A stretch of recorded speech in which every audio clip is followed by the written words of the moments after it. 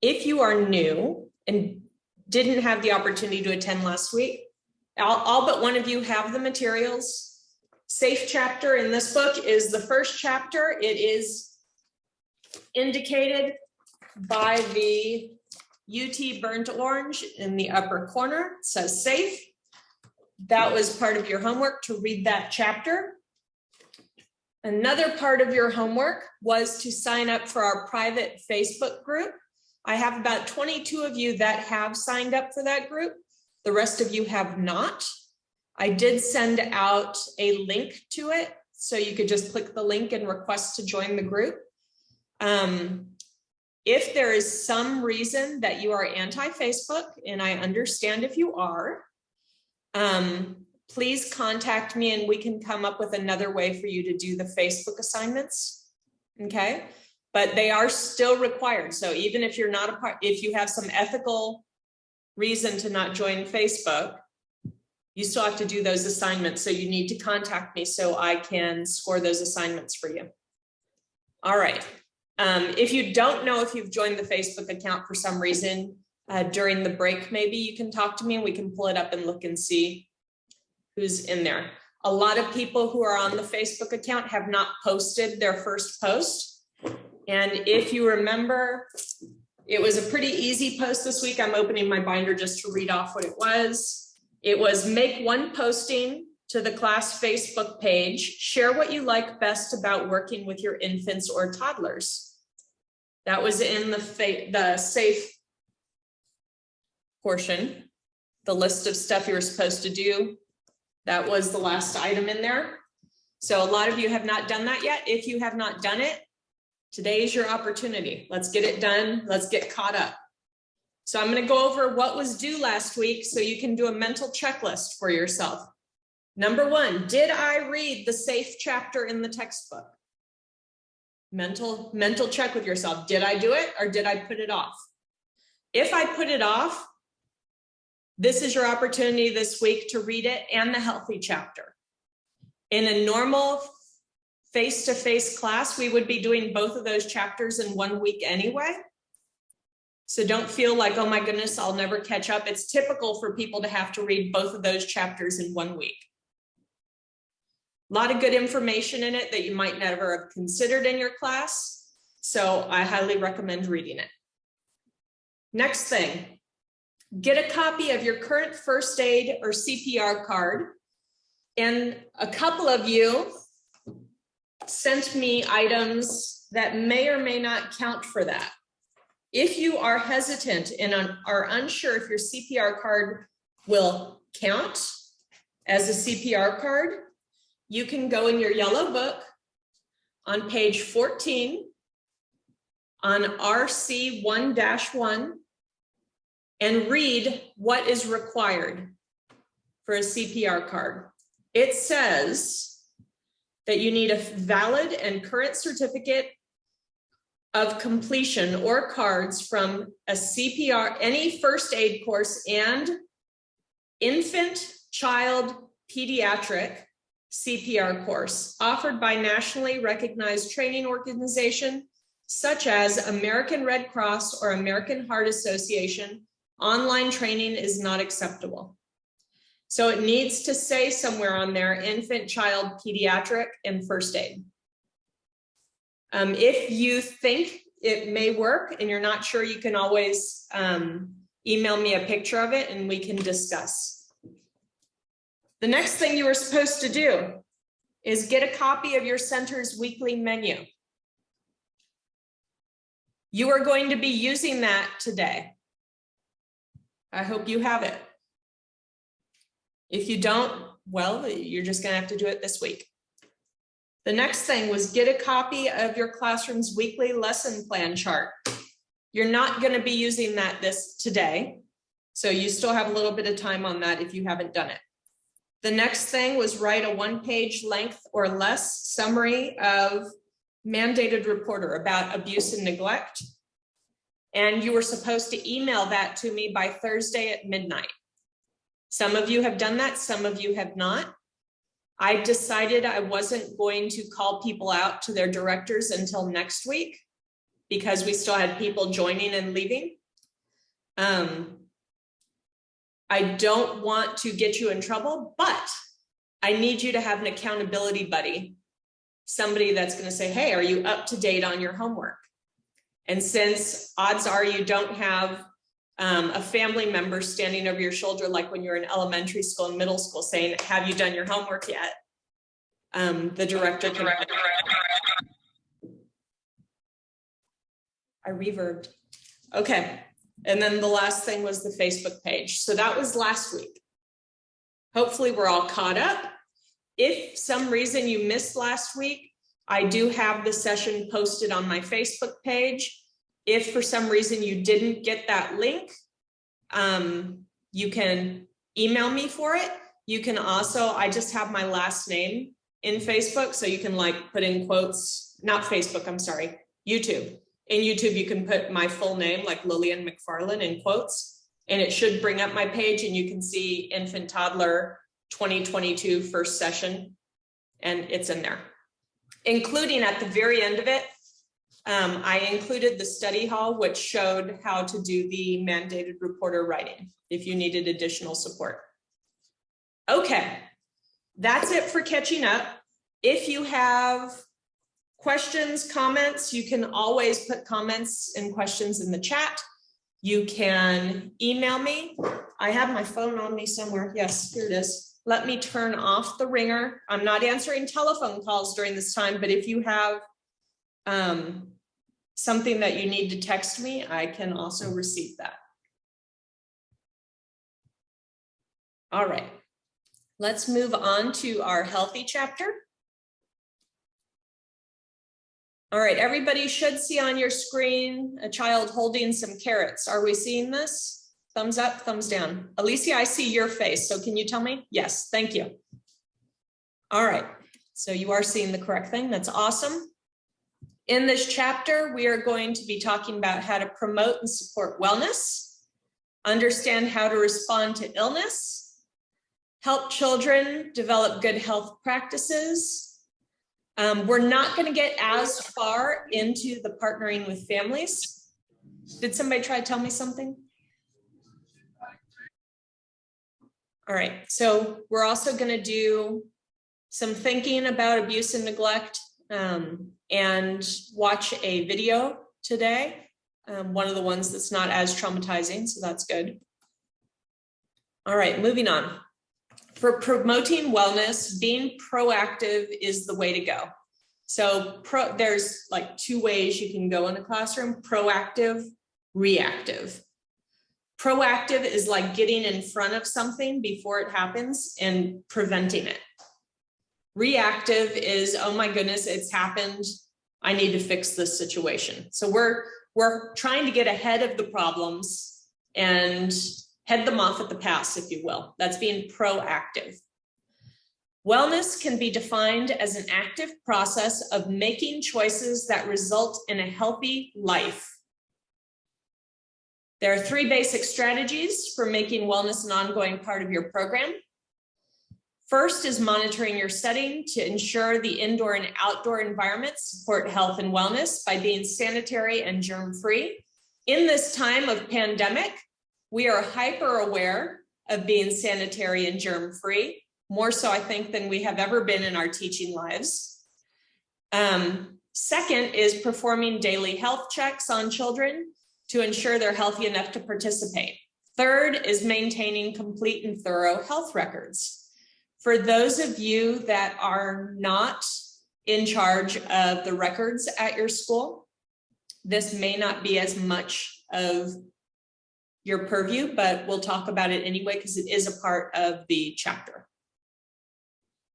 Just for funsies, in the chat, can you please share one thing that you currently do to promote and be proactive in your health and wellness? Keep it clean, folks. This is being recorded. In the chat, what is one thing you do to promote your health and wellness? All right, first person said wash your hands. In the child's hands, wash hands, wash hands. Sanitize after every diaper change. Amen. Wash hands. Always pick up used toys, wash hands, keep hands clean, areas sanitized. Always clean up, wear gloves when cleaning noses, clean up. Okay, I'm seeing a lot of stuff about what you do in your classroom to promote health and wellness. Good for you. Is there anything you do personally to promote your health and wellness? Like, do you exercise regularly? Do you eat? Oh, I see one. Drink water, take vitamins, take walks, run. Those mental health walks. Drink water, eat well. Exercise, drink water, chase my 1-year-old. That'll do it. Oh, that went fast. Right? Drink water first thing, take vitamins, eat healthy, walk, get in some sun, get enough sleep. Water, walking, and sleep seem to be a theme here. Coloring, that's different. I like it. Yoga. Got somebody that exercises rather than walking and running. Read a book. Okay. I crochet. Word search. Go to the gym. Gym. Run, read, and draw. Okay. Pray, paint, cook. I bet your family appreciates that. Knit, bake. Also bet your family appreciates that. Dance.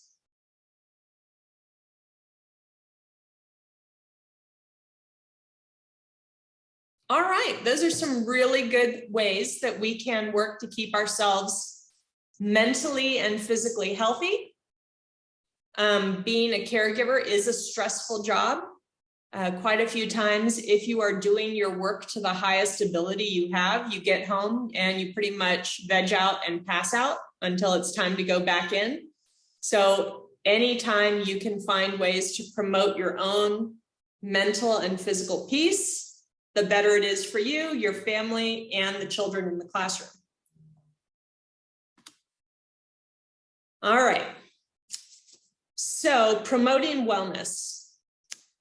The first one we talked about was ensuring the indoor and outdoor environment are healthy and safe. So some people already mentioned that they pick up materials after the children have put them in their mouth, and they have a dirty toy bin to keep those materials until you can wash them all at the same time and then release them back into the environment. Okay, that was a side joke. Okay, you need to know this about me. I have a lot of somewhat funny, somewhat inappropriate stories that go to almost every one of these slides. And I'm doing my best to choose thoughtfully which ones to share. I had one that wasn't quite appropriate, and I'm trying to mentally drag myself back. Give me a sec. All right. So you're picking up things, you're putting them in the dirty toy bin once they've been mouthed. Other things we do in the classroom. Has anybody ever had a water table in your classroom? For those of you who have, congratulations. That's one of the hardest things to do in an infant and toddler classroom, I think, but it's also very rewarding. A water table is usually fairly shallow. It's up elevated so the kids don't fall face first into it and drown, because that's a problem. But the thing is, for water tables, if Lily happens to have pink eye and Lily goes to play in the water table, play, play, play, play, play, play, play, play, play. Now the water has essence of pink eye in it. And Lily goes and plays somewhere else, and then Alicia comes to play. Alicia is a healthy little girl. She plays, having a great time, has an itch on her eye, goes like that. Now Alicia has essence of pink eye in her eye. So for water tables, you have to have the children wash their hands before they get into the water table, have them wash their hands when they leave the water table. And then usually you have children, especially in a young toddler classroom, I have heard it referred to as flocking behavior, like a flock of birds. Have you all ever noticed this? That if one person finds it interesting, they're all just like magnets and they go to it. So if they flock to the water table, that's a group. They use it. You have everybody wash their hands and move on to something else. Then you have to empty it, sanitize it, let it dry, fill it back up with clean water. So between groups, it has to be sanitized, especially when you have something going around, perhaps like a pandemic or pink eye or heaven knows what, right? It seems like everything is on the table as possible. But washing hands before, after the flock of toddlers leave, emptying and sanitizing and having them wash their hands. So that's something you do in your environment. If you have, I'm sure everybody has protocols for when bodily fluids get on the floor, because it happens, right? So you usually have some sort of protocol for, okay, we have a wet spot. What caused the wet spot? Did it come from vomit? Did it come from something else? How are we cleaning it? How are we sanitizing it? And how are we keeping children away from it until it's safe again? Other things in the safe chapter, we talked about looking at your materials for choking hazards. So we had the official choking hazard tube, and then we had the somewhat better sometimes, because it's bigger, unofficial choking hazard tube, where you check your materials and make sure they're an appropriate size. We also talked about looking at your toys to see if they're degrading. So especially if you're using real materials, making sure they're not falling apart and providing a hazard that way. Okay, so that's the first bit. Let's go into the next one. For funsies, and to get you kind of in the mood of collaborating this morning, find your textbook, please. If it's under a chair somewhere, if it's in your car, go find it. Only one person should not have it. Everybody else should have access to this. Find it, turn to page 59. Well, actually, do you have a scratch piece of paper to write on? Please say yes. Excellent. Make yourself a little note. You're going to look at pages 59 through 62. You're not going to be writing in this lovely book because this is the book that we reuse every semester. Don't scribble in this, please. Use your scratch paper instead. Make a note of one thing, just one thing from this. So this 59 through 62 is a very long checklist. Find one thing on this checklist that is an item that you have no control over. Not your problem. Somebody else controls that. One thing. Okay. Also, find one thing that you regularly do from this checklist. What is something that I normally do? Maybe part of my daily routine or weekly routine. So the first thing that you're finding is one thing that is not your problem.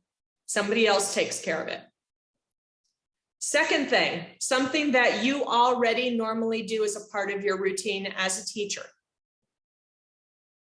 Third thing, as you're reading through this, is there something that you can add and that you think you should add to your routine?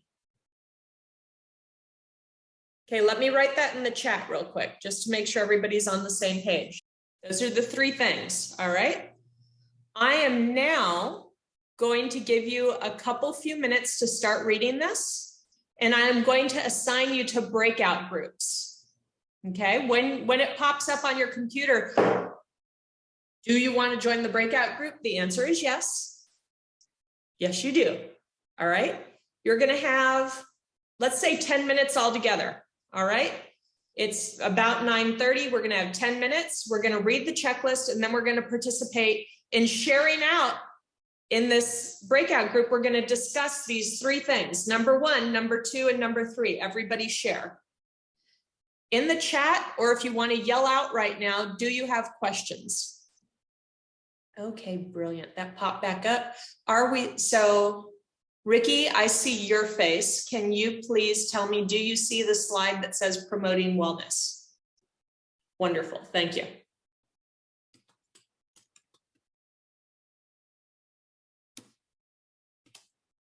All right, so our most favorite thing in the whole world, the 4-step process of sanitizing. I'm being somewhat sarcastic, I apologize. Especially if you're doing this between each diaper change, which you should be, and you have 20 diapers to change. I feel your pain, I understand. However, it's necessary. We got to do what we got to do, right? You got to keep it sanitized in between, because heaven knows with poop and urine, the things that can cross-contaminate. We don't want to be the teacher that's class breaks out with something rare and unusual because one kid had it and now all the kids have it. That would just be like, okay, just put me in another classroom. I don't want the shame of it on me anymore. If you're anything like me, that would be a big deal. I also was the one in the 2-year-old room quite frequently that would change everybody's diaper before nap time.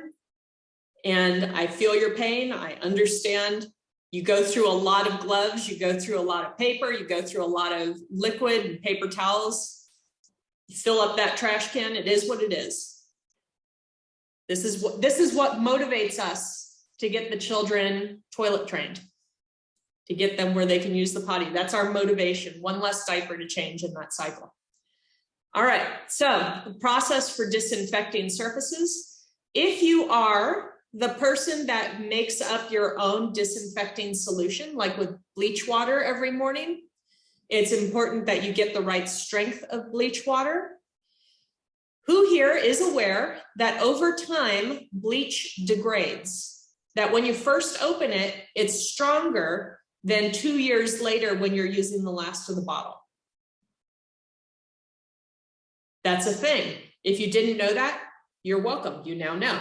So what we used to do at my previous position is we would have testing strips.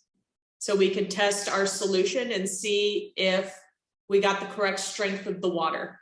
Because let's say you use like 4 drops when you opened that new bleach bottle to your little container of water, 4 drops would do it, great. And you tested it with the test strip. So maybe 2 months later, you still are using 4 drops. It's no longer killing anything because your bleach has degraded. So it's important to continue to check over time that your bleach, what strength it is, so you know how to adjust your solution. If you're just spraying really diluted water with a little bit of chlorine, just a tiny bit, it's not enough to kill the mocos and COVID and all that get on your thing. So it has to be the right strength. On the other hand, has anybody ever like overdone their bleach solution? Okay, nobody's gonna commit and fess up to this. That's fine, I understand. However, if you are somebody that perhaps has screwed up in the past, made a mistake, made your bleach solution too strong, you might notice that you now have a splatter pattern on all your clothes. You might notice that the table is really slick and you can't quite get that bleach off. It needs to be diluted in order to work properly. And you got kids that put everything in their mouth. Bleach is not a child-friendly chemical. So dilution is best. The process is you have most people have spray bottles, don't they? I think that's the standard now. You have your spray bottle with soapy water. Again, if you have too much soap in the water, and I'm sure I'm not the only one that's ever screwed this up. If you have too much soap, yep, Ricky's like, it's hard to get through. You'll have like this layer of foam on your table that you're like, well, crap, what do I do now? And you get out all the paper towels and you're like trying to scrape it off. So it has to be the correct soapiness, which you will learn over time. Rinse with clear water and then soak in or spray on a disinfecting solution. This is something which gets us in trouble when we're changing diapers, because we want to get those kids done. If you spray that stuff on while you have the next kids standing there ready to go, are you waiting an appropriate amount of time for germs to die? No. So you need to figure out a way in your routine to spray that bleach water or chemical or whatever you're using for sanitizing on, then go wash your hands, do what you need to do, you know, putting kids down for a minute or so, bring the next child, wipe it off. You're allowed to wipe it off after it's sat for long enough on a changing table. Licensing understands that you've got 20 kids to change, but you do need to leave it on there long enough to kill the bacteria. If you have properly made sanitizing solution, so has anybody ever looked on the back of like the Lysol spray? Just out of curiosity, has anybody ever checked the back of it? If you have Lysol spray at home later today, just like pick it up and say, what on earth was she talking about? Check the back. I know how to use Lysol spray. Check the back. It'll say something like, leave it on for 90 seconds or something like that before you use the area. And it might say wipe it off too. That's how long it takes for it to kill stuff. Bleach also takes time to kill things. And then ideally, so like, let's say you're doing this to your breakfast table, you've washed it, you've done 1, 2, you're spraying your chemical solution for sanitizing. Ideally, it's spread around and it's left wet to air dry. That's the best way to kill everything. Changing tables, it's not possible unless you've just got 2 kids in that classroom, but at least give enough wait time for it to kill things. Any questions? Let me pull up chat because I made that go away. Any questions related to sanitizing things?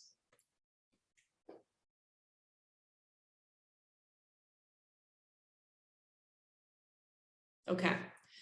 Also, when you're washing things that have been put in children's mouths, or you're washing sippy cups or plates or whatever it is you might be doing in your classroom, that has to be done at a sink that is not the hand wash sink that you use when you're changing diapers. I hope that makes obvious sense to you why you don't want fecal matter and things that go in children's mouth in the same sink, but should be a separate sink. And they usually talk about having like tubs for these different solutions that you'd like wash it in the soapy water, rinse it in the clear, dunk it in the sanitizing solution, and then let it air dry. Okay. Which is quite the production, which is why you have that dirty toy bin to do it all in one go. All right, talking about daily health checks. This is a fairly new concept. I vaguely remember it coming into being like in 2015 when I was up in Michigan on our minimum standards. I assume it had a similar time frame here in Texas. Daily health checks confused us at first because we said, we are not doctors, we are not nurses, we do not know how to check this child. What do we do? Now with COVID, we've come up with routines, right? Every morning, feel free to yell out, what is one thing every child is checked? Temperature. Temperature. Okay. Anything else that you check on the children? There are health checks, like if they have scratches or bruises that you have to record so it doesn't fall back on you. Yep. And that's also good for mandated reporter, right? So you're kind of looking over the exposed areas of skin. Is there anything there that shouldn't be there? Like look at the eyes. Are the eyes clear or are they red? Look at the nose. Is it green? Is it a normal child's color nose, which green sometimes is during certain parts of the year. I get that. Fun fact, when I was visiting a child development center in Taiwan in like 2014, I went to their center and it was a daily health check. That was part of their routine. And I saw it going on and I was like, ooh, that's cool. The kids came in, they took off their outside shoes because, you know, heaven knows what they've walked in. They put on their daycare shoes, their inside daycare shoes, not their outside daycare shoes, their inside daycare shoes. They'd get their temperature screening. And if they had a cough or something, they had to wear a mask all day. And that was just a part of their daily routine. When they went to the bathroom, they would take off those indoor shoes and wear slippers that live in the bathroom. To trot in the bathroom area, go pee, wash your hands, kick off those slippers, put back on your inside shoes. So they were really big on making sure that the germs from outside in the city didn't get into the school, and that the germs from, well, we all know, even in adult bathrooms, people have really bad aim. So making sure that that splashback in the bathroom didn't get back into the classroom. In a lot of our infant classrooms, we try to do this by taking off our shoes altogether and wearing socks in the baby room. Or if we have a visitor, having them put something over their shoe. So that's kind of how we deal with it in the US, but I always thought it was really interesting how they're very into that, you know what, the outdoor stuff stays at the door, and these are your clean indoor things, and then at the bathroom, the same deal. Kind of interesting. All right. Maintaining complete and thorough health records. Odds are this is your director or assistant director's job. Okay, they do the intake for the children at the beginning of their enrollment process. They get the shot records for the child. They get doctor contact information, emergency form information. Where it comes to you is that I believe, and I believe quite a few states agree with this, that you should have a copy of the emergency card in your backpack that goes outside with you. When I say emergency card, I mean, what's this kid allergic to? Who's their doctor? Who is their either parent or family that's in charge of them that can pick them up? How do I contact their doctors and parents and family? Why? Why do we need that with you in your classroom, in your outdoor bag? Can anybody give me an example of why we would need that?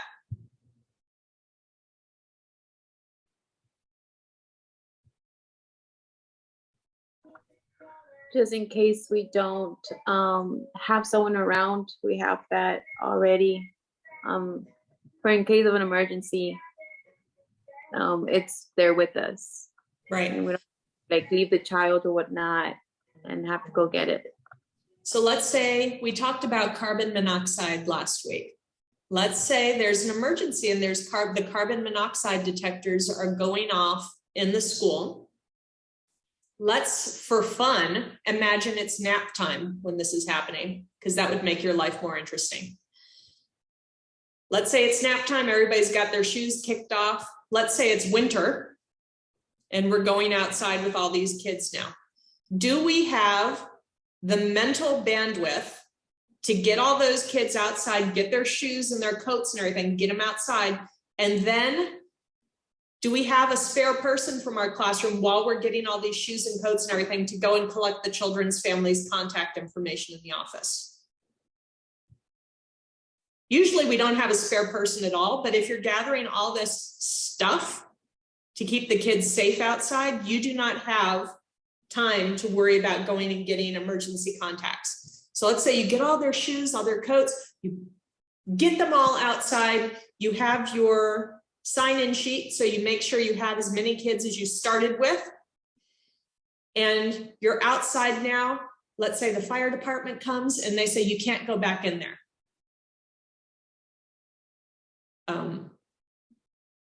Okay, So these kids need to go home now. Do I have all their contact information with me to get the parents to pick them up?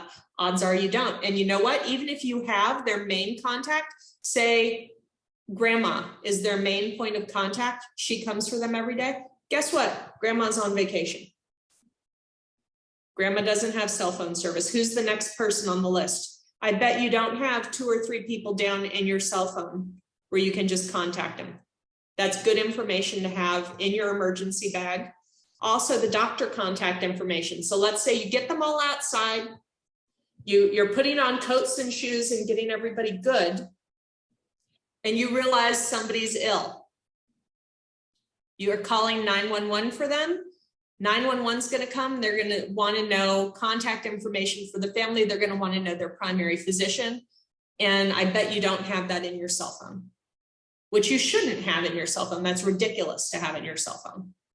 So you need to have it written down, something that you can share with authorities and get those kids taken care of. That is a worst case scenario. I've only done an evacuation during nap time once.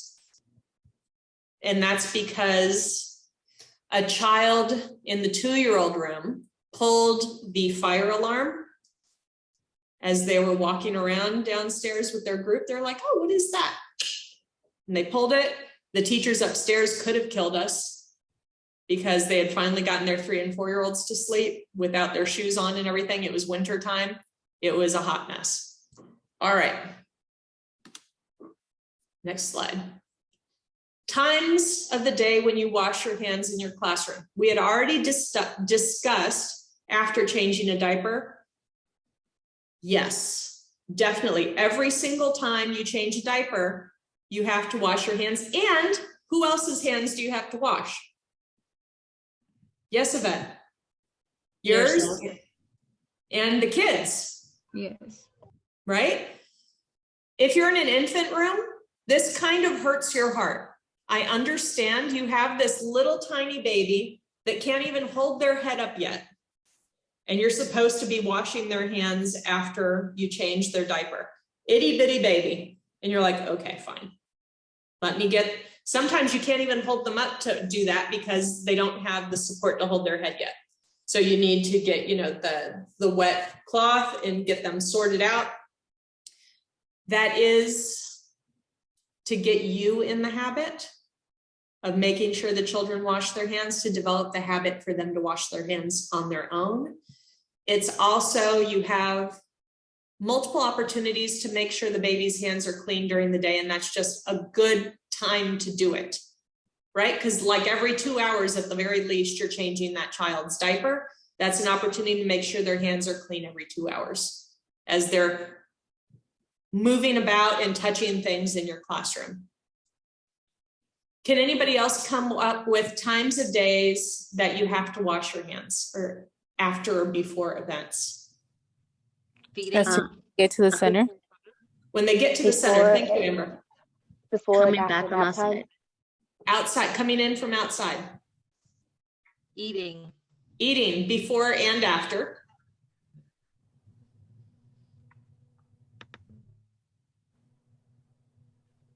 Before and after nap time. Okay, sure. Heather said all the time. You're not wrong, Heather. Just fun fact, during the winter, who here starts getting cracks on their hands because they're washing them so much? It's sometimes nice during the winter, especially, to have something available in your classroom out of reach of children where you can get your hands moisturized after those diaper changes. Like let's say you have 8 babies, you've just changed the 8th baby. Your hands are going, help me, help me.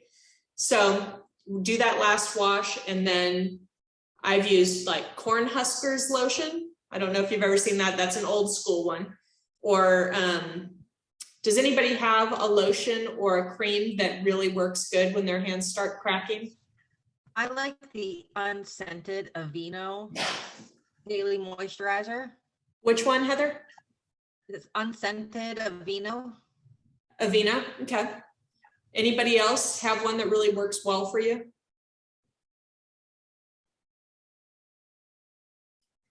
I like the Dove. Okay.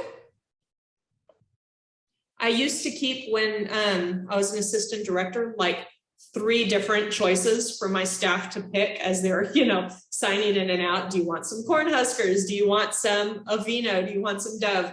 Pick what you like. I understand your hands are hurting right now, but do your best to keep ahead of that.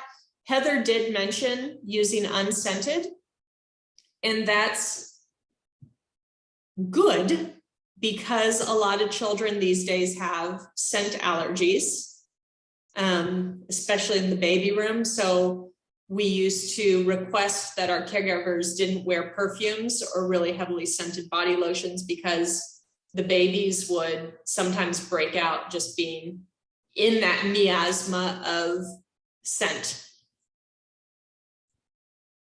And it's horrible having to ask a teacher, you know what, you smell a little too good for this classroom. You need to take care of that. Kids, and us having to have lotion for our hands, how would it work with the kids that also have their hands dry? How would we help them? That's a really good question. I think that is a director and licensing question. Why? Because I am betting that it's the same thing as sunscreen. Have you ever done sunscreen in your class? You had to get a parent form filled out, didn't you? To allow them to use the sunscreen. If you didn't, don't admit to that on a recording. They would bring it to us. They'd bring their Okay. own personal one. And odds are they filled out a form for over-the-counter medication with the center to do that, okay? So if you have a tub of Aveeno that you have a bunch of kids that you're like, you know what, we need it. They're getting crunchy. Their hands are getting crunchy. We need to fix it. You need to talk to your director. The director is going to have to look at licensing and see, okay, if we choose to do this, it's going to have to be something non-toxic or pretty close to non-toxic, especially with the ones going like this, right? And you're going to have to get parent approval in writing to do it. We've only, when I was in Michigan, we only had like 5 kids during the winter whose hands would get that crunchy. And let me tell you, that negative 14 degrees can really do it to you, right? Here, it's not as bad. But we would have to get something in writing from the family saying this is what we're going to put on your kids' hands. They would bring it in, and we'd have certain times a day that we'd have to do it and sign off that we did it. It was hardcore. So if that's something that you really need, don't do it on your own. Make sure you talk with your director and get everything legally sorted out that you can do that. Now for you, it's a different matter. I wouldn't put it on right before doing food prep. But after you're done with all the food and cleaning the tables and changing the diapers, by all means, do it. You don't want to do it before you are where you're touching food, because you never know what's in your cream and you don't know what the kids' allergies are. All right, so here are recommendations for hand washing. Upon arrival, somebody mentioned that. When the hands look dirty, I think that's obvious. A lot of schools now want children to have an authentic experience outside. So if you think back to some of your best times as a child playing outside, was there wet sand involved? Was there mud involved? Was there digging in the dirt involved? Hopefully, yes to all of those. So use your best judgment on this when hands look dirty business, because if you have a kid making mud pies, guess what? Hands are going to look really dirty. Let them make the mud pies. Then when we're done with the activity, hose off what needs hosing off, and then when you come inside, you can wash. Before and after handling food. Why do I say before and after? So some programs, this isn't as important as others. One program I worked in, the families brought the meals for the children every day. So let's say you're in a toddler classroom, you've got 10 kids, okay? You have 10 lunch boxes with 10 different things going on in there, right? You have the opportunity for cross-contamination very easily. So let's say you prep kid number 1's box, which, hey, the parent left whole blueberries in there. You're gonna have to cut them up because they're a choking hazard. Let's say they also had a hot dog in there. Well, guess what? You're gonna have to cut it up because it's a choking hazard. And you have your gloves on and everything. When you finish with number 1's lunchbox, gloves off, in the trash. The knife you were using, you can't use it anymore for another lunchbox. It goes in dirty toy bin or wherever you keep such things. And you have to wash your hands. Then you move on to the next lunchbox so that the kid on lunchbox number 2 doesn't get pieces of hot dog into their food or blueberries, because guess what? Their families never fed them a blueberry before. They don't know if they're allergic to it. It's interesting, but in between, so you don't cross-contaminate, that's a big deal, washing your hands. If, however, you have a center where the center makes the meal and brings it in for the group, you have to keep in mind allergies. Odds are you're gonna have at least one kid that can't have milk. Odds are you're gonna have at least one kid that can't have peanut butter. And let's say, you know, there's something with peanut products in it. So you need to be highly aware of who's allergic and washing your hands and changing gloves before you touch that kid's food that's allergic. Okay. Hopefully I've scared you enough on that now. Providing medication or first aid. I hope it's obvious why you want to have clean hands before you're touching things that are going in a child's mouth. For first aid, you want to have clean hands before you're washing out a wound, and hopefully you're wearing gloves, right? Yeah, we want to wear gloves before we touch bodily fluids. Yes.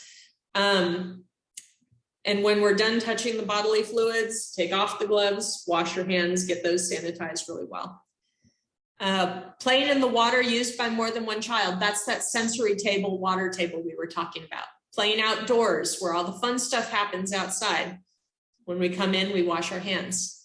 Helping a child use the toilet, or when after we use the toilet, wash the hands. Wiping children's noses and mouths. Handling soiled clothing, which happens a lot. Assisting a sick child. So somebody's vomiting, you're helping them out, get those gloves up, make sure you sanitize and get yourself sorted. I hope everybody has a clean change of clothes in your classroom for when life happens in an infant and toddler classroom and you get vomited upon or spit up upon or pooped on, that you can, you know, step out, change your shirt, get a clean one. Best case scenario. Handling pets, pet waste, pet toys, cages. Even if you have a tank of goldfish in your classroom, after you mess with them, you need to clean your hands. Playing in the sandbox, again, that's an outdoor thing. After you sanitize things. So let's say you've sanitized the table and you're like, table's clean, surely my hands are too. Go wash them. Handling garbage or changing the trash can liner. I think these are all fairly obvious, and Heather's, you know, note of we do it pretty much all the time, every day, is pretty accurate. Okay.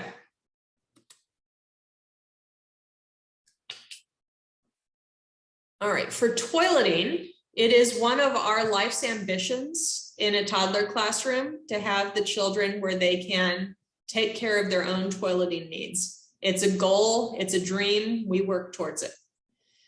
Can somebody tell me a safety hazard regarding a toilet in a toddler classroom?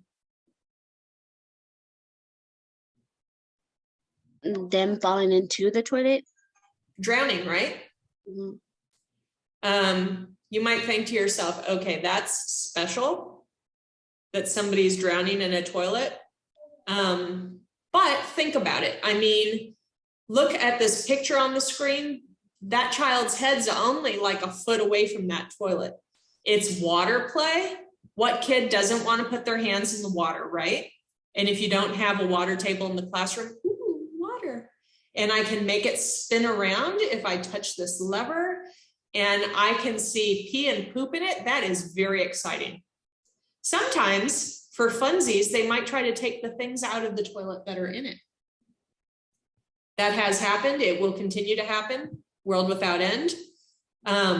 So just be aware that it's an issue. You can never completely trust that your toddlers will not get up to fun and hijinks or have a safety concern when they're left alone with the toilet. So what do you need to do? You need to have where you stand in the classroom. If you have an open toilet area where you can't close it off and the kids have free access, you need to have somebody stationed somewhere in the room where they can easily see in there. I apologize if it's open and the kids have access to it 24/7. Whenever they're awake and active in the room, you need to have somebody standing where they can keep one eye on that area. If you are the only person in the classroom, perhaps you need to have a chat with your director about how you can block the toilet area so that you're able to go and sit in, let's say, the book area that doesn't see inside the bathroom. Or if you're playing in the dramatic player home area and you can't easily see in the bathroom from there, then you need to have a chat with your director. Is there a way we can block this to keep the children safe while I'm engaging in play in these other parts of the classroom? You need to have clean clothes for each child available. And I'm sure everybody that works in a director knows that you need to have some extra clean clothes available, like in the office or in a basket or something for additional accidents. So sometimes a kid has one accident in the morning and you're like, oh, that's fine. You use their clean clothes. 1 hour later, something else happens. At that point, you're like, oh, shoot. So you go to your spare, hopefully you have a well-stocked spare clothes bin. You can rummage through and find something that'll fit them, get them decked out again, not a problem. Sometimes they'll go through like 5 changes of clothes. We have health things that happen sometimes where they'll just keep going through clothes and you need to have the bin available. Sometimes parents will return the clothes to you. Most of the time they won't.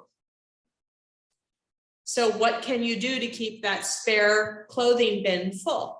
I have at times gone to Goodwill or Salvation Army and picked through some clean, very inexpensive clothes in that child's, in the range of sizes in your class, and just top it off for $2 or $3. Go hit garage sales as you're wandering your neighborhood with your child or your dog taking a walk for your mental health. When you're taking your mental health walk, if you see a garage sale, you can stop and say, you know what, I'm a teacher. I need clothes to change the kids into. Can you make me a deal for this basket of stuff? So keeping that stocked up is really good. Coughing, sneezing, and nose blowing. For those of you who are new to early childhood, we no longer cough and blow our noses like this, or we still blow our noses. We don't cough like this anymore. This is the standard way we've been coughing for quite a long time in this world. Can somebody show me how we cough now? Thank you, Yvette. Thank you, Heather. This is the standard cough now. Can anybody tell me why that's better? Why have we changed? Because everyone touches everyone else's hands, whether it's a handshake, a fist bump, grabbing children, you're holding your hand. So it's better to cough into your elbow, which doesn't have as much contact with other children or people. So that's the deal now, right? We cough into the elbow, we get all the germs here instead of here. For those of us that have been around for longer than others, it's really hard to break that habit of coughing into your hand. I still am not there 100% of the time. I'm not going to lie. Still need to wash your hands. Nose blowing. So Nose blowing is a delightful life skill to teach children. Simply delightful, especially in South Texas during the season of green mocos. So once they get out of the infant classroom, I usually don't have them hold the tissue themselves in the infant classroom because they'll just eat it. But young toddlers, you can get going with this. You can pull a tissue yourself and show them how to take a deep breath and tell them to keep their mouth shut and try to blow it out through their nose and show them how to hold the tissue to their nose. So you can model that yourself. Something to keep in mind. If you have a child that has the green mocos or has mocos going all the time, let's say in the infant room, it happens, right? It's just running, okay? That child, you can't tell them, here, let me hand you a tissue and we're gonna blow together. The child's like 9 months old, it's not gonna happen. So you're gonna wipe that child's nose. It's gonna happen, right? You're doing it. Should you, A, go up to the kid, wait, where's my, let me get a demonstration doll. I'll be right back. Okay. I needed an additional human to help me, the doll will do it. All right, so we've got the mocos coming down. Let's say the baby is sitting or laying. Are you going to A, go up to the baby, behind them usually, right? Because this is what we do. We see the kid, we're in a hurry, like, oh, and we continue on with our day. Wash our hands. It's been a sneak attack. The kid's like this, right? Because you've done a sneak attack on them. You come from behind, wipe the nose, and carried on with your life. What you should do is instead tell the baby, oh, I can see your nose is running, or I see that you have a lot of mocos, or whatever you say. Keep it nice though, right? You don't want to say, ew, mocos. So you'd say, oh, you need your nose to be wiped. Let me get a tissue. I'm going to wipe your nose, and then you do it. What's the difference between a sneak attack and telling them ahead of time you're going to wipe their nose? Trust. Trust, okay. Maybe trust, like they're gonna trust you not to wipe their nose and not fight with you, versus the sneak attack, they're always gonna fight and cry. They never know when that teacher is going to swoop on them, right? Because that nose is running all day. It could happen at any moment. Same thing for coming to get them to change diapers, right? You've got 8 diapers to change. Sometimes you're just like, you know what? I'm just going to go grab a kid. We're going to change the diaper. Not cool, y'all. People need to be told before they're getting picked up. Think about you as an adult. And let's say you're having a family reunion or something. People you trust are in the room with you, all right? You're sitting at the table, you're talking to your family, catching up, and a big brother or a big cousin comes by behind you usually, picks you up out of the chair and starts carrying you. What is your response to that? I saw Lydia's face. That was a good response. It's like, oh no, you did not just pick me up. It's going down now. All right, I will get you to let me go. That's the adult response to it. Adults like to be told before things happen, right? We want to know what's going to happen to me. Tell me first. I don't just have complete trust that, you know, everything's going to go great when my brother or cousin picks me up and starts carrying me around. Maybe they're going to drop me in a bathtub. Maybe they're going to put me in a pool. Maybe they're going to dump me in the snow outside. Who knows? But they don't have good intentions. Babies need to know, sorry, your head's shaking. Babies need to know when they're going to get picked up too. They want to know what's going to happen to them. Build that trust. So if you're changing diapers, oh, it looks like you have a dirty diaper. I'm going to pick you up. Let's go change your diaper.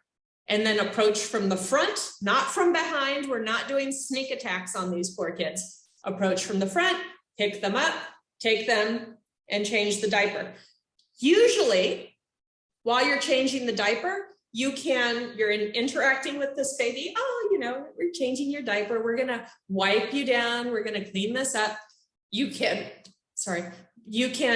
look out at the next baby, who's next in line, right? Because you're mentally figuring out who needs to go next. Oh, Yvette, I'm gonna change your diaper next. So it's giving Yvette a heads up, right? So you can keep it going. Then when you're ready for Yvette, it's time for me to change your diaper. I'm going to pick you up. Always telling a child before you pick them up is the best way to go. Before you act upon them. So I'm going to wipe your nose.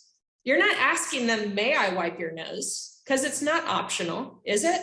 That nose is getting wiped. You're not asking, may I wipe your nose? Because guess what? If they know the word no, you're going to get a response. Can I wipe your nose? No. Well, where do you go from there? I apologize that I asked you. It wasn't optional. I'm going to do it anyway. The fight is on.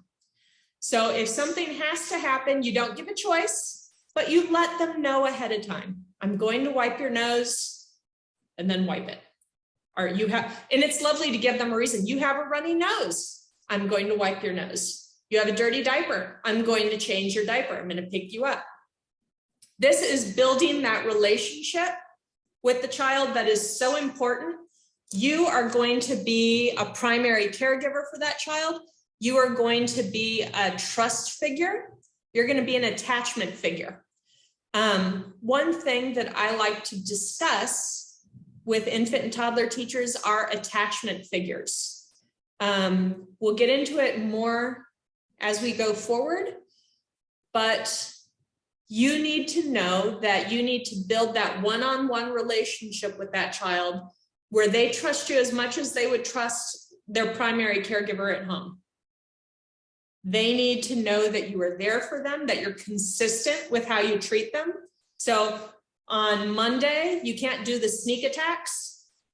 And on Tuesday, you ask them, may I wipe your nose? And on Wednesday, you say, I am going to wipe your nose. You need to pick a system and be consistent. Hopefully that is a respectful system where you're letting them know what's happening before it happens.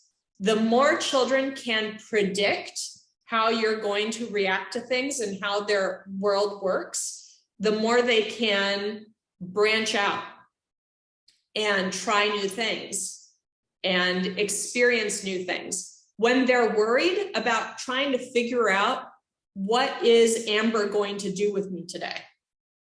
Is Amber going to be catching me from behind all day today? Is she going to mix it up? What's going to happen? We don't have the brain power available for thinking about other things like, I wonder how these two blocks fit together.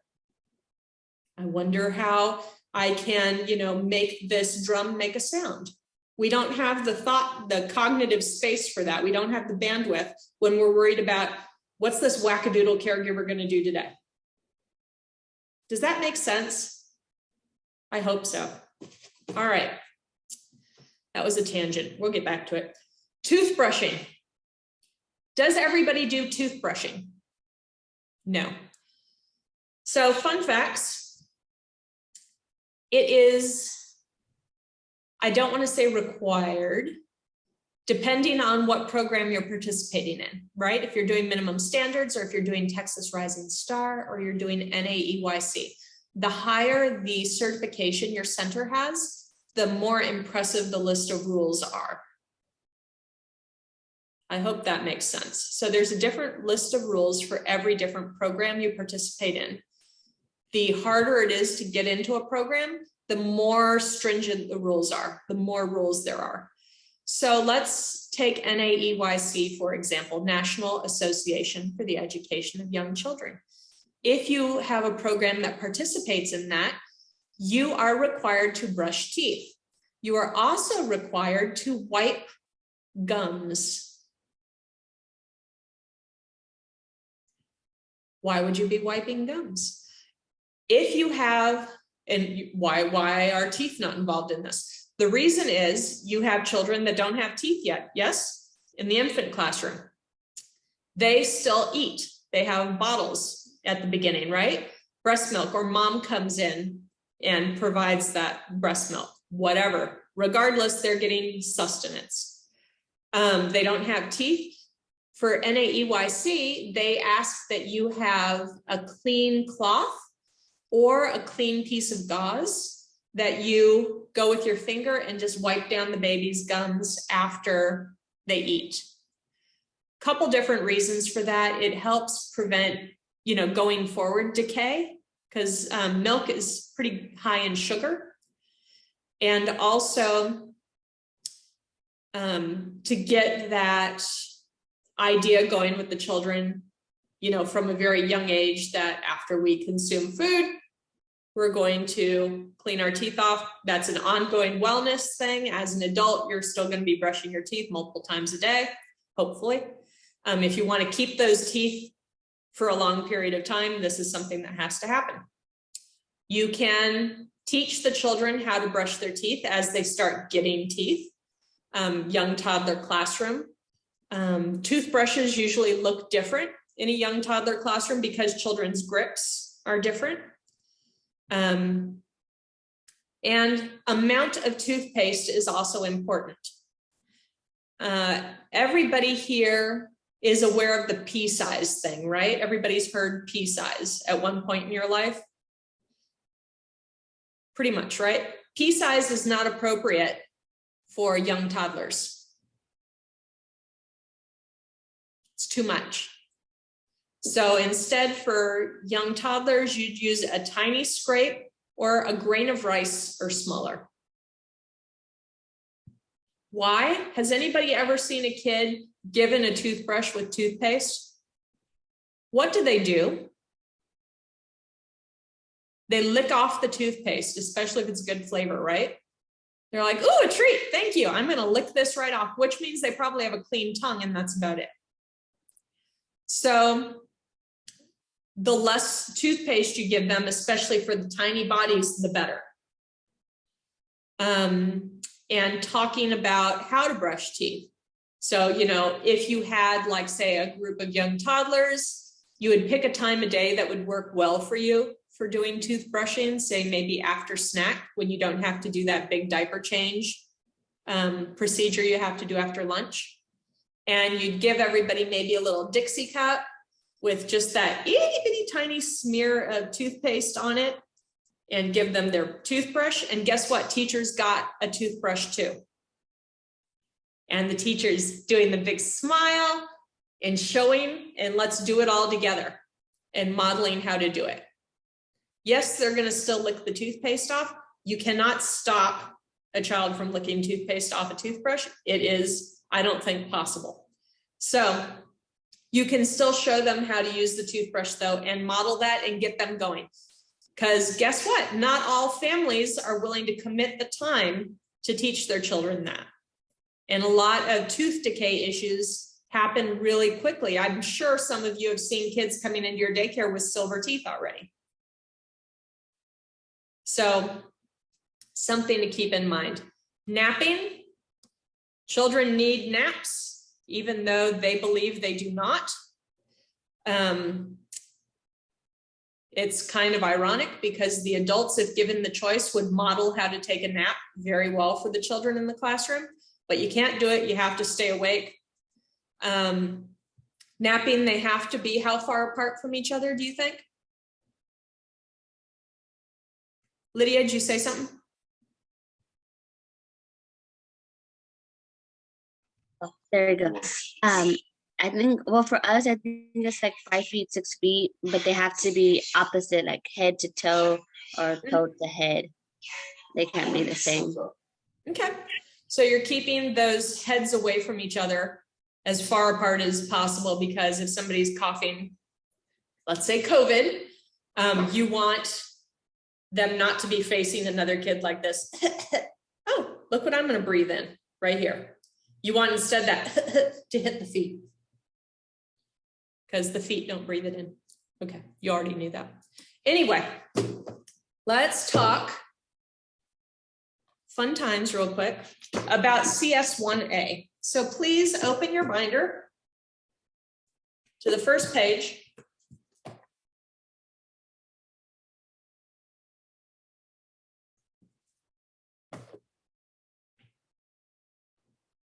We are now looking at row 2, which says healthy as the topic. That is today. We are in healthy. Row 2, and I think I can actually pull it up so you can see it properly. Yvette, I am seeing your face. Can you see the screen that has the syllabus on it, the agenda? Brilliant. Okay. So let's talk, and you can make notes on this. This is yours. I mean, you can't make notes on the screen because that's not going to work, but the one in front of you in paper, you can make notes on. So this week we have Read the Healthy chapter. We have CS1A, which we're going to talk about in a moment. For CS1A, you are going to need your weekly menu because we're going to be writing about it. For the next part, we have an art assignment for you. For those of you that are artists that don't feel that you get enough time to explore your creativity, this is your opportunity. You get to make a sketch of your classroom. You get to label the areas, and we're going to post it to our Facebook group. So that's one of your homework assignments. I'm going to be checking by Thursday at midnight, because Thursday at midnight's our turn-in time. By Thursday at midnight, I'm going to check Facebook and see if you've posted a sketch of your classroom, labeling your areas. For this CS1A, can anybody tell me how I'm going to expect to receive that by Thursday midnight? By email? Right in one. That's an email thing. And then the last thing is family surveys. I'm getting hot. Okay. Family surveys. So let's turn in our binder. Let's see. So we're looking at page 1. So I'm going to turn. I see page 2, page 3. Our mandated reporter last week was page 4. It's probably, it could be there or it could be somewhere else. I don't know where you put it. Regardless, that was page 4. Page 5 is competency statement 1A. That's the one that is writing about the menu. And then the next page after that should be a page in English that says family questionnaires. Is everybody seeing that? Brilliant. Turn one more page for me. Now you'll see it in Spanish. Everybody see that in Spanish? Let me get where I can see people's faces because I'm not getting a response out of the people I'm seeing. Yeah. Okay, great. So we're seeing it in Spanish. Look to your left and you see that that page in English has a backside to it. Do you see that it's two-sided? It has writing on both sides. That's important because when you put it in a copy machine, you need to make sure you get both sides. Now, I don't know about your copy machine. If your copy machine will only make one side, that's fine. Then each parent gets 2 copies, right? Because they need the front and they need the back. And you can like staple them together if you can't make 2-sided copies. So for your classroom, you need to figure out how many families you have. So if you have kids that are all in the same family, that's one family, right? So let's say you have Ricky, Layla, and Lydia and their sisters. That's one family. All right. Count how many families you have in your classroom, just in your head real quick.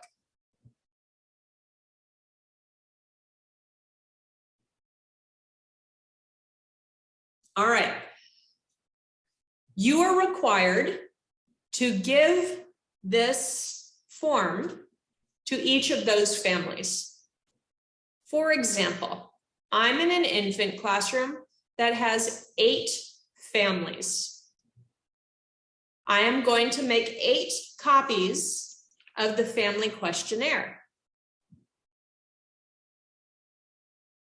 So each family gets one. I am going to figure out, do these families speak English or Spanish? And then make the appropriate copies. If they speak Spanish, make the Spanish copies. If they speak English, make the English copies. If you've got them that speak both, do what you got to do. Okay. So let's say you have 8 families. You hand out 8 copies. All right. You need to get back 50% plus 1. You can get back all of them. If you get back all of them, super. You have over-exceeded. You are a winner. However, you're required to get back 50% plus 1. Let's do some math. I have 8 families. 50% would be how many families?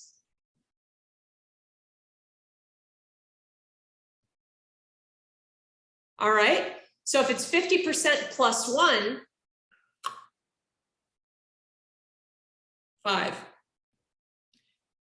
Heather, how many families in your program? In your classroom? 9 families. 9 families. So you can't even do a straight half, can you? So it'd be like, No.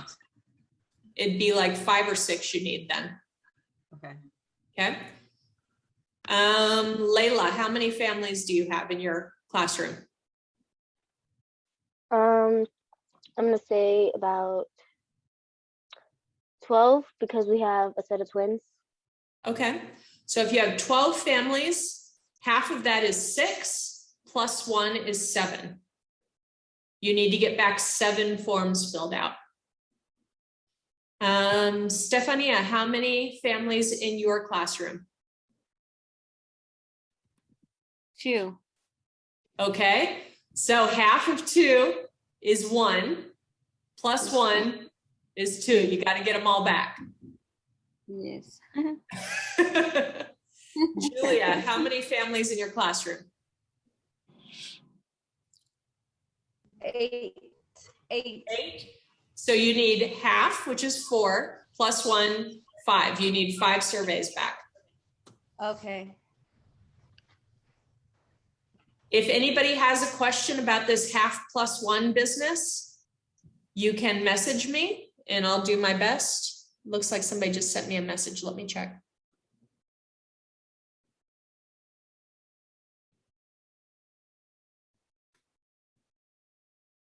Okay, Miss Ricky.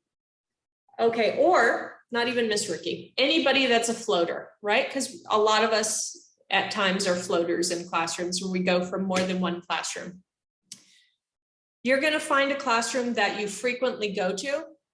So maybe you go to a class, you've been in a classroom enough times where you feel like the children recognize you and know your name. That's the classroom I would use. And it needs to be a classroom that has either infants or toddlers in it. You can't get the after school class for this. It needs to be the young ones because that's the program we're doing right now. I forgot to record. I'm recording now. We're talking about CS1A, which is in your binder, and page 83 of your textbook has a green box, which will help you complete the assignment. I'm also going to be doing an in-depth sample assignment with you during study hall today. If you are inclined to attend, great. If you're not inclined to attend, I will be posting study hall as a part of this session on YouTube this week. Depends how quickly I video edit. All right. Moving on with our lives. Next one.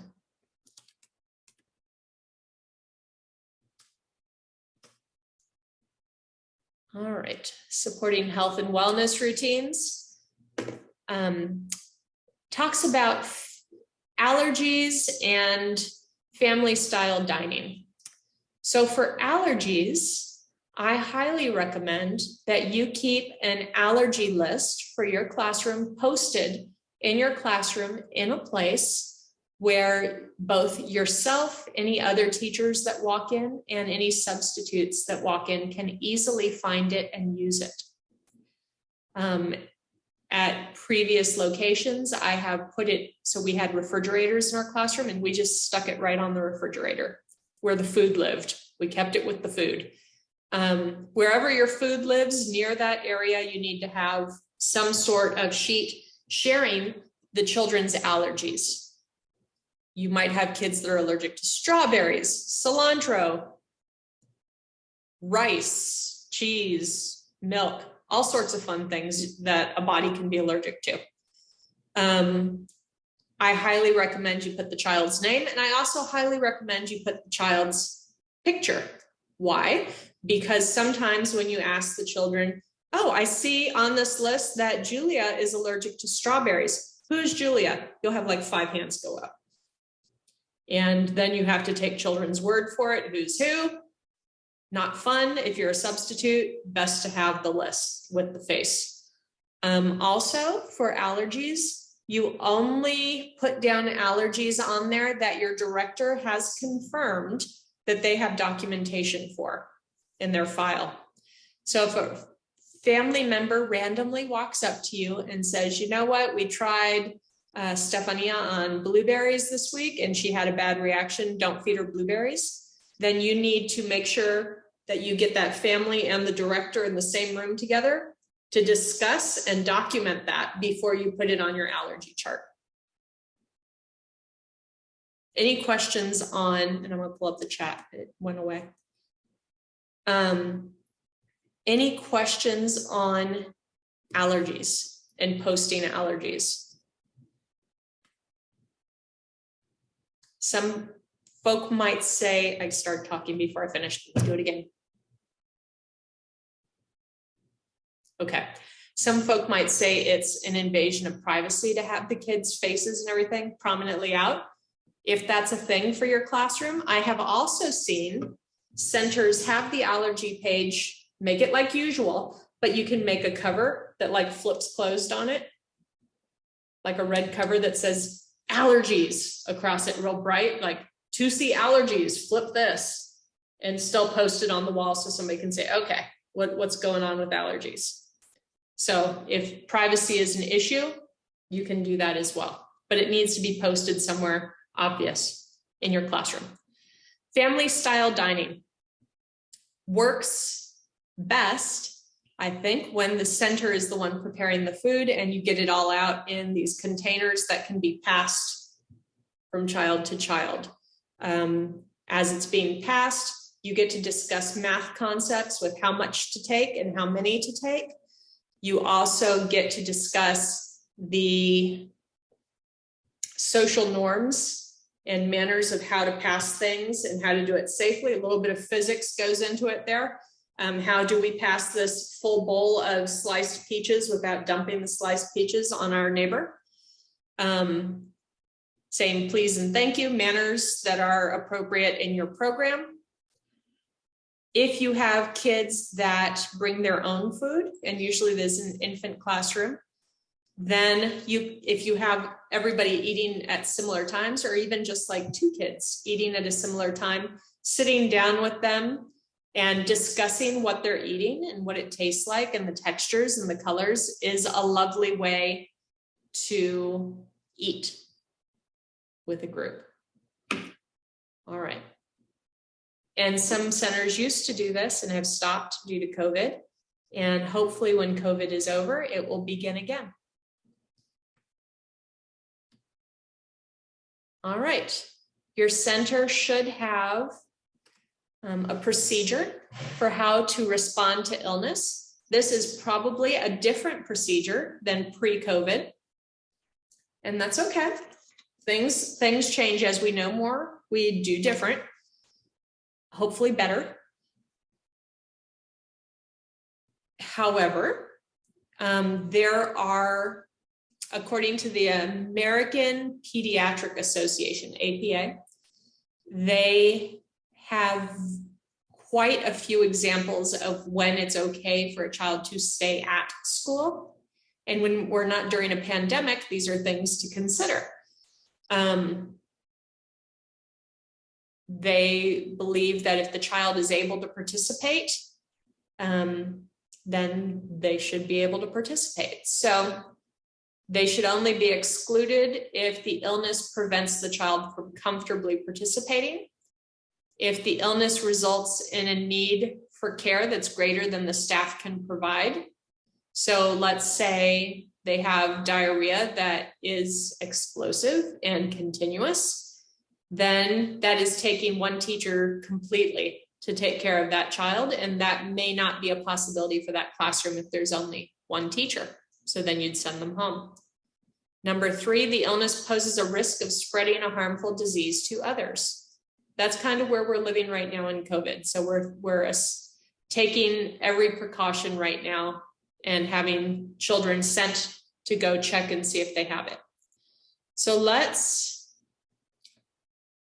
talk for a bit about if these are true or false, if we should send children home with these things, yes or no.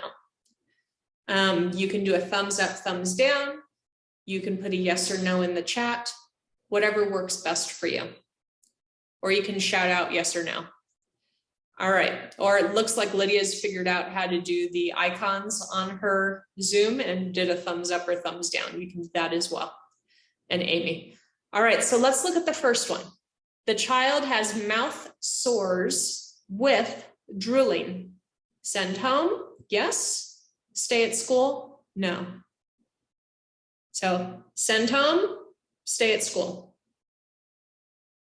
Send home, stay at school. Send home, you are correct. If they have mouth sores and they're not drooling, that's not as much of a hazard, right? Because the mouth sores stay in the mouth and fine. But if they're drooling, then that is spreading it easily throughout the center, and that's not cool. All right, how about this one? A fever above 101. Send them home, keep them at school. Send them home, you are correct. Eye discharge. Send home, keep at school.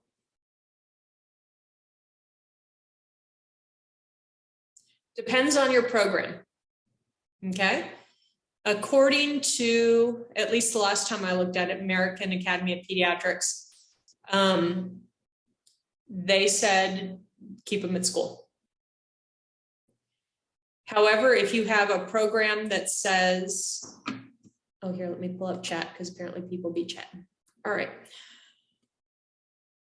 If you have a program that says they have to go home for pink eye, then this would be a go home for pink eye. Depends on your policies and procedures, but in general, you don't have to send home for an eye discharge.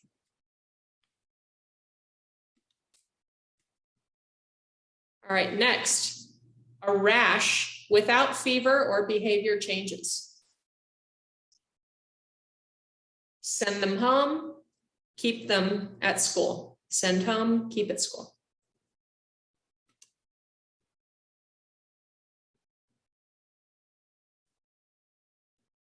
Okay, everybody's saying keep at school because rashes happen.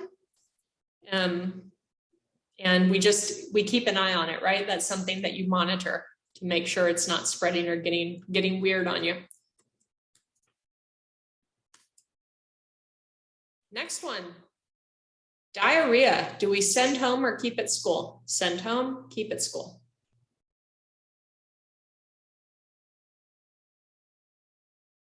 It depends on your program again, right? If a child has one incidence of diarrhea, it's usually not a big deal. You keep them at school.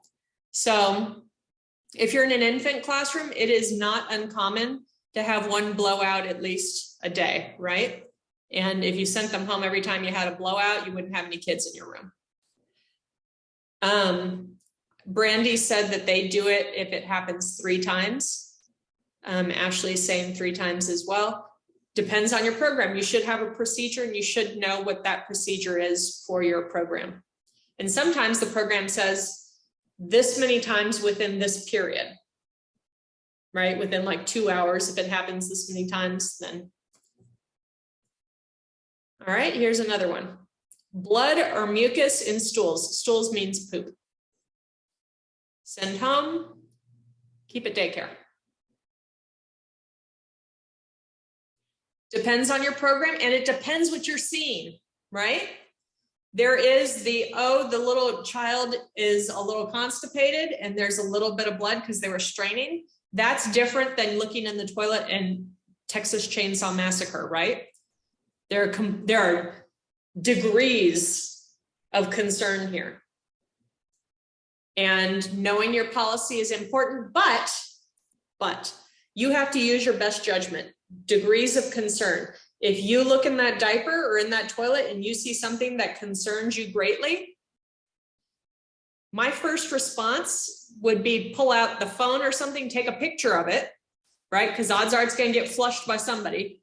Take a picture of it so you can share with the family and they can share with the doctor. And get the director in and get the ball rolling, because degrees of concern. If you're way up here, it could even be a 911 thing. Okay. Moving on. This is getting gross. Apologize. Common cold and runny nose. Pre-COVID, would you send kids home with a common cold? No, right? How about now? Odds are you'd send them home to get tested at least, right? Right. Vomiting.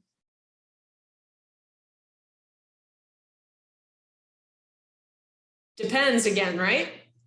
Is the child, degrees of concern, did the child throw up once because they ate snack and began running around outside like a maniac? If so, that was probably just, it's like the soda that was shaken up too much and just popped. If, however, they start vomiting and it's happening, it's going, it's not stopping, then you need to make those judgments. Abdominal pain. Good luck figuring that out in an infant classroom when they can't talk to you yet. But let's say a toddler classroom, they say their stomach hurts.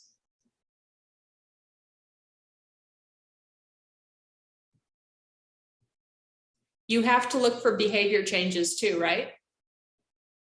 So they may have figured out, which I'm not naming names myself personally, I may have figured out as a child that if I had a tummy ache, I would get some chocolate milk from my mother. So guess who had a lot of tummy aches? But if you have young children, you have a class of them and they say they have a tummy ache, you keep your eye on them. Do they have a behavior change? Are they moving differently? Are they eating differently? Is something changed other than them just saying, I have a tummy ache? You're going to be in contact with the family. And if it's severe and you notice there's a big behavior change, yes, you're sending that kid home to get evaluated. They need to go see a doctor. All right. Yes. Sorry. The other time, a day ago or whatever, we had a student that didn't have any change in behavior, but he did have a stomach bug, and it seemed that he passed it on, and then the students seemed like the behavior didn't seem different, but they would show signs like when kids started vomiting, another kid had diarrhea, but they don't have changes in behavior. What can we do in that situation? Well, vomiting and diarrhea, I think, are a pretty good indicator. And I would consider that a change in behavior, because usually if you're vomiting, you're not having a great time running around. You're sat in one spot throwing up. And if you have something like that going around, that is when you shut down your water table and shut down those activities where they're sharing materials that, a lot of hands are going into, and you start separating things out more and really being vigilant on that hand washing. All right. Suspected of having a contagious condition, such as strep throat, head lice, chicken pox. Depends, right? On the head lice one, it depends, because some programs are like, it's head lice. And other programs are like, oh my goodness, it's head lice, we're all gonna die. So it depends. So the strep throat, that's definitely a doctor visit and getting drugs for that, right? Impetigo, off the top of my head, I can't even remember what that is, but it sounds bad, so I'd probably send for a doctor. Chicken pox, I definitely remember what that is. Guess what? They have a vaccine for it now. So if you've got kids with chicken pox, that's interesting in and of itself and probably needs to be investigated further. Yep, that was we're not going there. Next. All right, we did that one. That one. Okay, super. When a child is ill, this is the obvious thing to do. Be compassionate to the ill child. Yes, human nature, be compassionate to somebody that's sick. Find a quiet place for them to rest. Usually, if somebody is suspected of having something contagious, you have a place in your school where you send the children. They don't usually stay in your room spreading sickness. They usually would go to the office where they get to share it directly with the director for a while or with the assistant director and have that moment of camaraderie amongst the teachers. So there's usually a place to isolate the child so that the sickness is not continuing to spread. When they're isolated, they still need an adult with them. Offering clear fluids is appropriate for children that are no longer on the bottle. If they're still just consuming milk from a bottle and that's it, then that's what they get. You don't give them water. All right. Right now, especially with COVID, if you believe a child has COVID, you cut down on the amount of grown-ups even around them, right? So if you've been with that kid and they have COVID, odds are the director is going to pull you and the child from the classroom and the director will go in the classroom till you're both tested. But different strategies for different centers. I see somebody put a question in chat. What do you do if a child is not eating at all? You're going to hate me for this answer. It depends.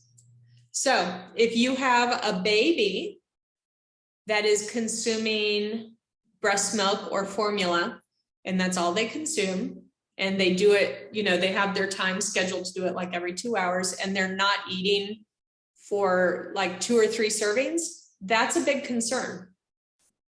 You need to get with the family and share what's going on and come up with a game plan.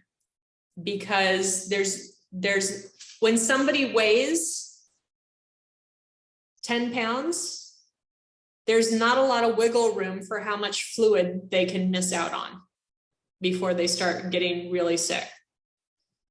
Your older kids, there's a couple reasons they might not be eating. They might not be eating because they just ran around like crazy people outside and they need to calm down first. They may not be eating because something upsetting happened at home that morning and they need to collect themselves, or maybe they're missing mom or dad or grandma because they're new to the program. I wouldn't be as concerned. I'd share it with the family and keep them up to date in what's going on and play it by ear and go from there. Usually children will get hungry during the day at some point because it's a long day for them. If they're choosing not to eat what the center is cooking, maybe that's a discussion with the family. What do they eat at home versus what are we feeding at the center?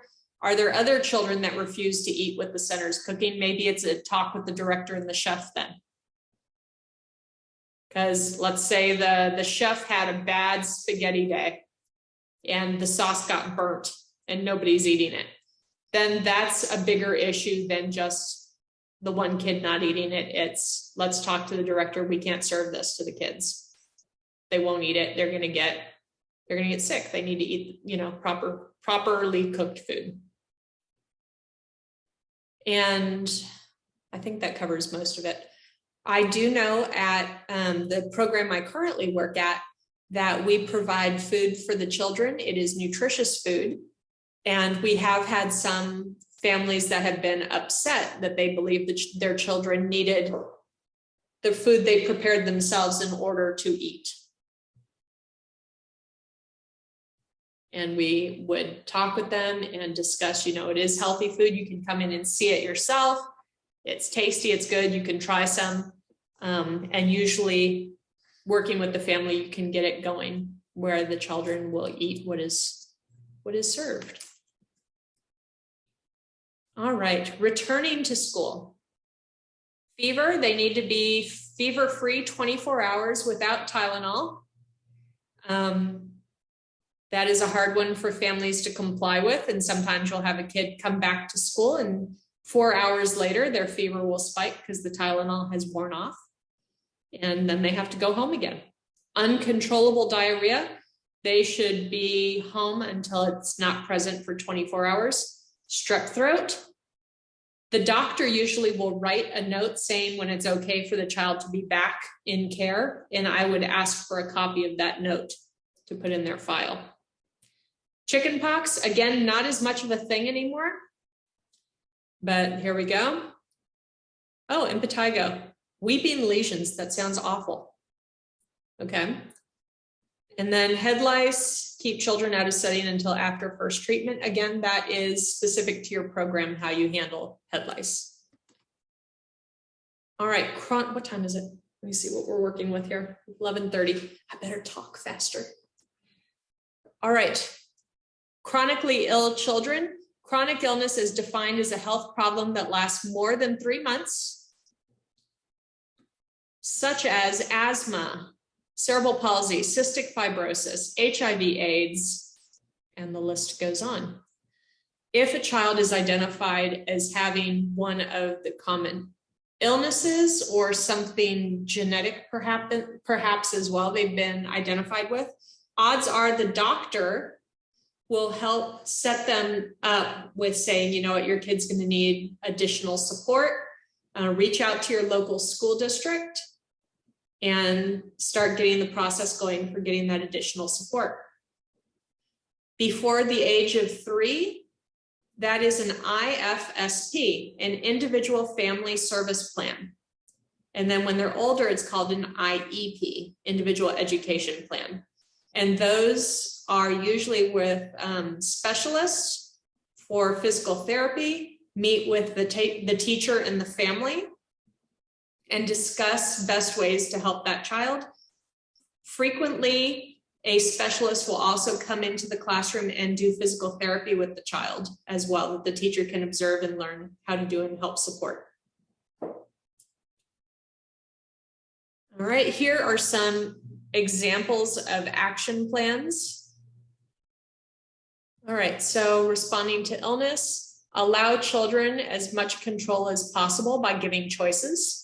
So when we say give a child choices with young toddlers, it's would you like to do this or would you like to do this? We don't give a list of choices for a young toddler or an infant, this one or this one.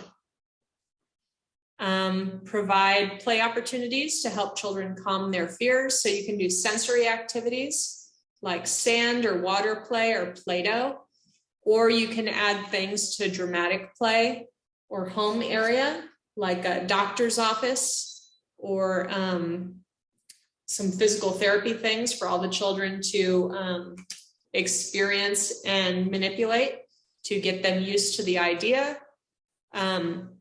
We also talk about stress reducing techniques such as deep breathing, yoga, which is another way of saying stretching for our purposes here, meditation and visualization.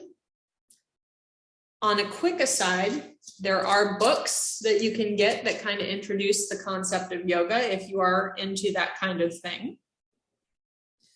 Or, so some centers don't do yoga because yoga is associated with spiritual as well as physical. If your center is not cool with that, then you can do stretching exercises instead and not worry about the spiritual element of yoga. Just get into, you know what, it'd be really good for us to center ourselves and control our breathing and do some stretching, some mindful movement. So if that's something that appeals to you, let me show you a couple websites that I have found that are, I think, appropriate for our age group. This one, and I will put it in the chat as well, because I found it rather amusing. Chat.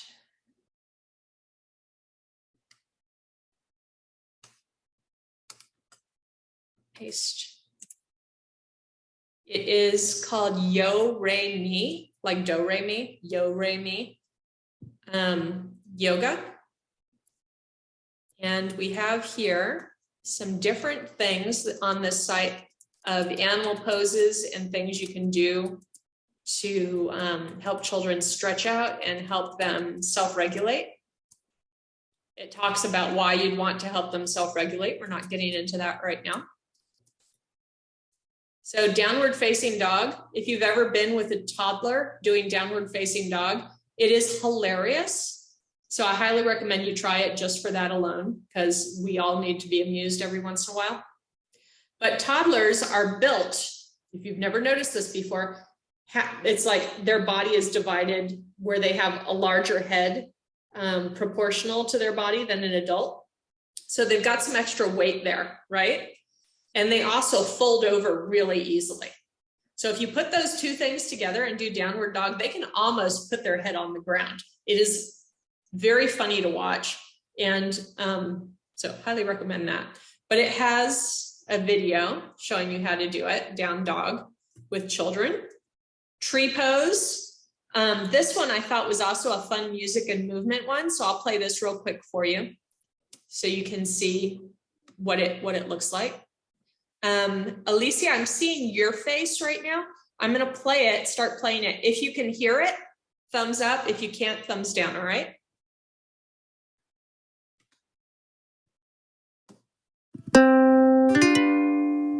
Good. Apple, apple tree, apple tree. Small little fruit hanging high in the leaves.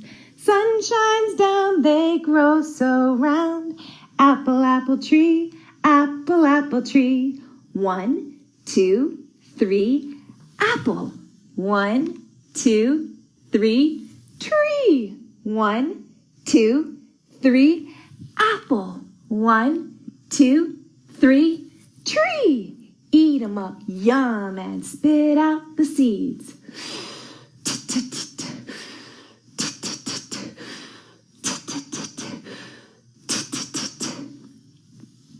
Apple, apple tree, apple tree.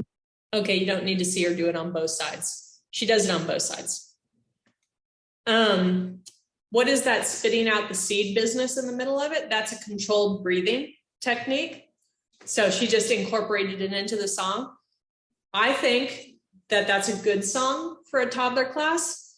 It moves fairly quickly, and I need amusement as I'm doing these activities with kids, and I think it'd be all sorts of funny for all of us to try to stand on one leg to do this. There'd be all sorts of foolishness going on. So there's that. The Sphinx and Cobra, I don't particularly care for, just because I don't think a toddler would know what a Sphinx is or a cobra. That's not something that we have around here. There was a butterfly one, however, that I loved, and I'm going to show you that one. He does it in English and French. I'm unsure why French, but there you go. You could do part of it. You could do all of it, none of it, whatever. But just wanted to show you. Papillon. Oh no, we're not doing the French part. Come on now. Fly, butterfly. Oh, wait, we got Fly, English. Okay, that was probably a poor choice on my part. A butterfly flies. A butterfly flies in the garden. Fly, butterfly.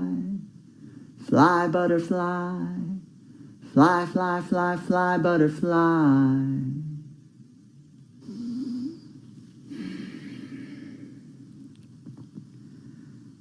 Papillon. Nope, French again. Anyway, then he goes, a butterfly sleeps in the garden. So I thought that was nice. You get the leg stretch and then you get the kind of the controlling the mood and trying to bring it down to a more calm state. I thought that was useful. Child's pose. That's a fun one. There's your example of the down dog. Love it.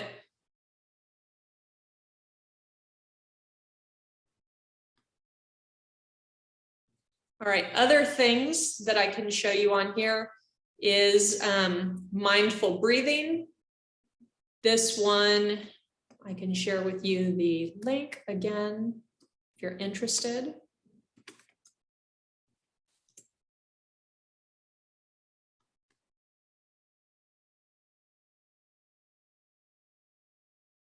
So it's like that apple tree one where they took the deep breath in and went. They have different ways of breathing, like pretending you're smelling a flower, or hissing breath, making a hissing sound, bear breath. You can even do a square breathing technique where it is, so you can't see my head anymore. Oh, well, okay. So let's try this one together, all right? We're gonna breathe in, we're gonna hold it, breathe out, hold it, all right? Try it with me, see if we can do it. Breathe in for 4. Hold it for 4. Breathe out for 4. Hold it for 4. And you can do, I think that's called box breathing. You could do that also with children. I've also seen an example of fish breathing, which again, hilarious. So worth trying just for that. So you can do the fish face and let it out like that. Good times, y'all, good times. Again, they can't see as well if you're wearing the mask doing it. Something to keep in mind, just I guess going forward when we're not wearing masks. All right, going back to, all right. Administering medication. If you administer medication at your center, you should be trained in how to do it. Why? Because measuring matters. If you've ever made a dish and mixed, let's say you were making cookies and you mixed up the sugar and the salt, nobody's going to want to eat your cookies, not even the dog.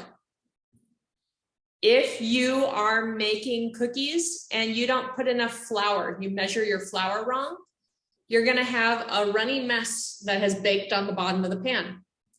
If you put too much flour in, you're just going to have these little rock balls on there and they're not going to spread it all. Measuring matters, especially with medication. It's a bigger issue if you mismeasure and get too much asthma medication in a kid versus too much flour in your cookies. It's not good. You don't want to have to be the one that, whoops, I've poisoned somebody, let's call poison control. You don't want to have that phone call with a family. So what do they say for people that are carpenters? Measure twice, cut once, that kind of deal. Measure 3 times, then show your friend, does this look like 5 milliliters to you? Because it looks like 5 milliliters to me. All right.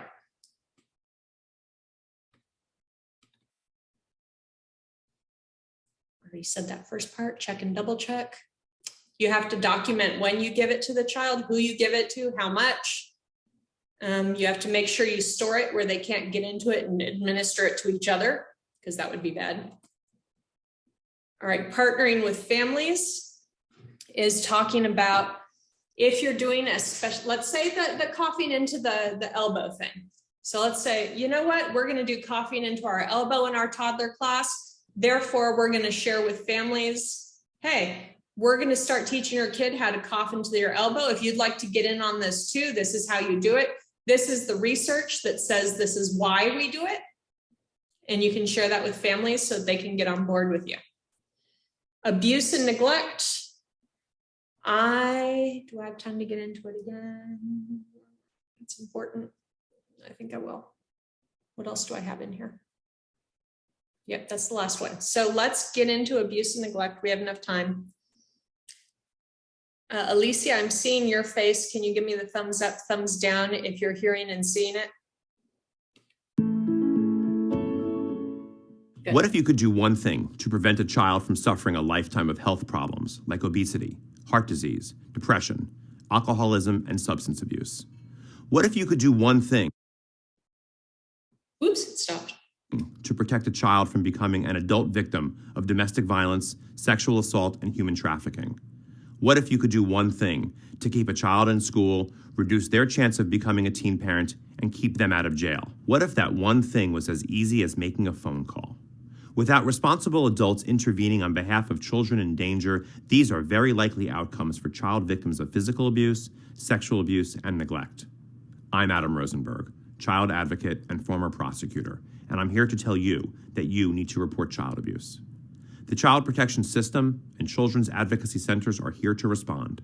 Police make arrests, child welfare workers enact safety plans, judges impose sentences, and counselors provide years of therapy. But none of this is possible without your help. It all starts with one call from you. Every day, over 2,000 children in the United States suffer from child abuse at the hands of adults and others who are trusted to keep them safe. This system and all the good work that is done on behalf of children is only able to take action if you recognize the signs and intervene first. If you don't report abuse, who will? A child can't stop an abuser. It's up to you. According to Maryland law, and the law in most states, it is every adult's responsibility to report suspicions of abuse. Additionally, there is a category of individuals the law refers to as mandated reporters. These are doctors, police officers, teachers, clergy, coaches, counselors, and social workers. By virtue of their role and the trust that children have in them, they are required by law to follow a specific protocol to report suspicions of abuse. Mandated reporting is essential to keeping children safe. If you have a reason to believe that abuse or neglect has occurred, it is your responsibility to report the suspected incident so that child welfare professionals can investigate. Reporting results in access to care, help, and healing for the children who need it. You don't have to be 100% sure or even 50% sure abuse has occurred in order to make a report. You just need to start the process. Time is of the essence. Once abuse is suspected, the law requires you to make a report as soon as possible. Too much time gives abusers a chance to influence children, evidence disappears, and children continue to be hurt. If you suspect a child is being abused right now, you may be thinking, what if I'm wrong? As long as you make your report in good faith, you have immunity from any civil or criminal penalty. However, if you are a mandated reporter and fail to report abuse or interfere with an investigation, you can face sanctions from your licensing board, as well as facing civil or criminal penalties. Okay, so hopefully I've convinced you. Now you may be asking, how do I make a report? That's easy. All you need to do is collect minimal facts: the name and age of the child, current location of the child, identity of the perpetrator if the information is known, and nature of the allegations. Then, call your local Child Protective Services agency and tell them you want to make a report of a suspicion of child abuse. Or, in cases where the child is in immediate danger, dial 911. And that's it. You don't need to interview the child or do your own digging into the situation. In fact, asking a child too many questions puts unnecessary pressure on a child and may damage an investigation and that child's hope of a healthier outcome. I urge you to be proactive and educate yourself on how to recognize the signs of abuse and learn how to react appropriately if you suspect abuse has occurred. Proper training for you and your staff means a healthier future for children. And remember, if you suspect a child is being abused, don't wait. Be a hero. Make the call now. Okay. Stop share. Share screen. Let's actually stop that there and go into just a little bit of the study hall. All right, let's just start off with the study hall. If you don't intend to stay past noon for study hall, hang on at least until noon with me, all right? And then you can head out and go about the fun and excitement of whatever you have planned for your day. Let me pull up a share screen again.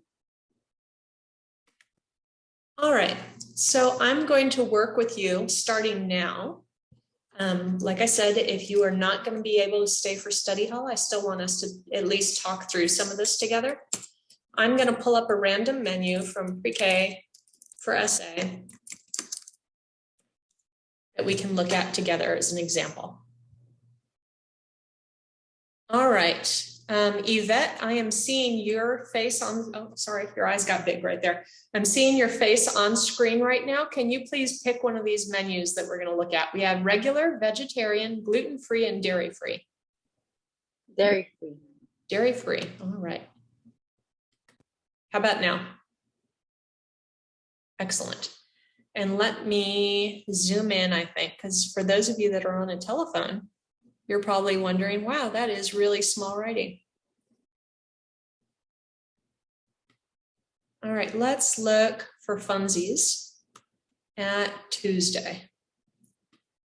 We have breakfast, we have lunch, we have snack, okay? Most centers, I think, do a breakfast, lunch, and snack. So if you would, please, open your textbook to page 83.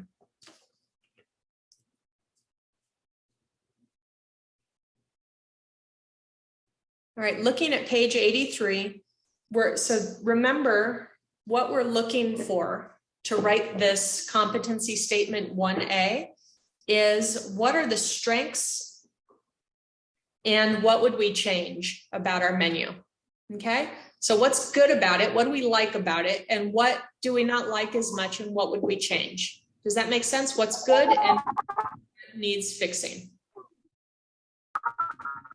Okay.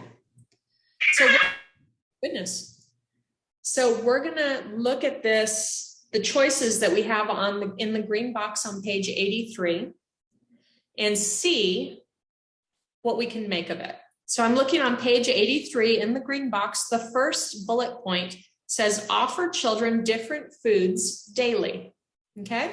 So I'm gonna go across, say breakfast, all right? And see if we have different foods daily. Well, Monday was a no school, so don't have to worry about that. Tuesday, cereal and applesauce. Wednesday, muffin and orange. Thursday, pancake, sausage, and apple slices. Friday, a biscuit, a banana. Would you say that those are different foods daily? Yes. So I would make a little note to myself on scratch paper that one of the positives, so maybe we make a chart, right? Maybe make a line across your paper and put the good stuff on the top and the bad stuff or the stuff you want to fix on the bottom. So offering different foods daily would be a plus. That'd be a good thing. So I'd make a note about that. Now I'm going to look at the next bullet point on page 83. It says, encourage children to choose from a variety of fresh fruits and vegetables. We know they have a variety of fruits for breakfast because we saw applesauce, orange, banana. So that's 3 fruits. I think that's different fruits. Now let's look on vegetables. Maybe that would be during lunchtime. So I'm going to go down and look at lunch and see what vegetables we have. I'm seeing rice and broccoli. I'm seeing beans and broccoli. Oh, beans and rice. I don't know where I got broccoli again, sorry.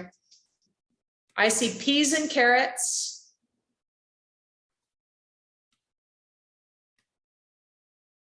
Sun butter. I don't know if a nut would count as a fruit. Well, no, it'd be a seed. Seed count as a vegetable? Maybe it'd be a fruit, whatever, it's variety.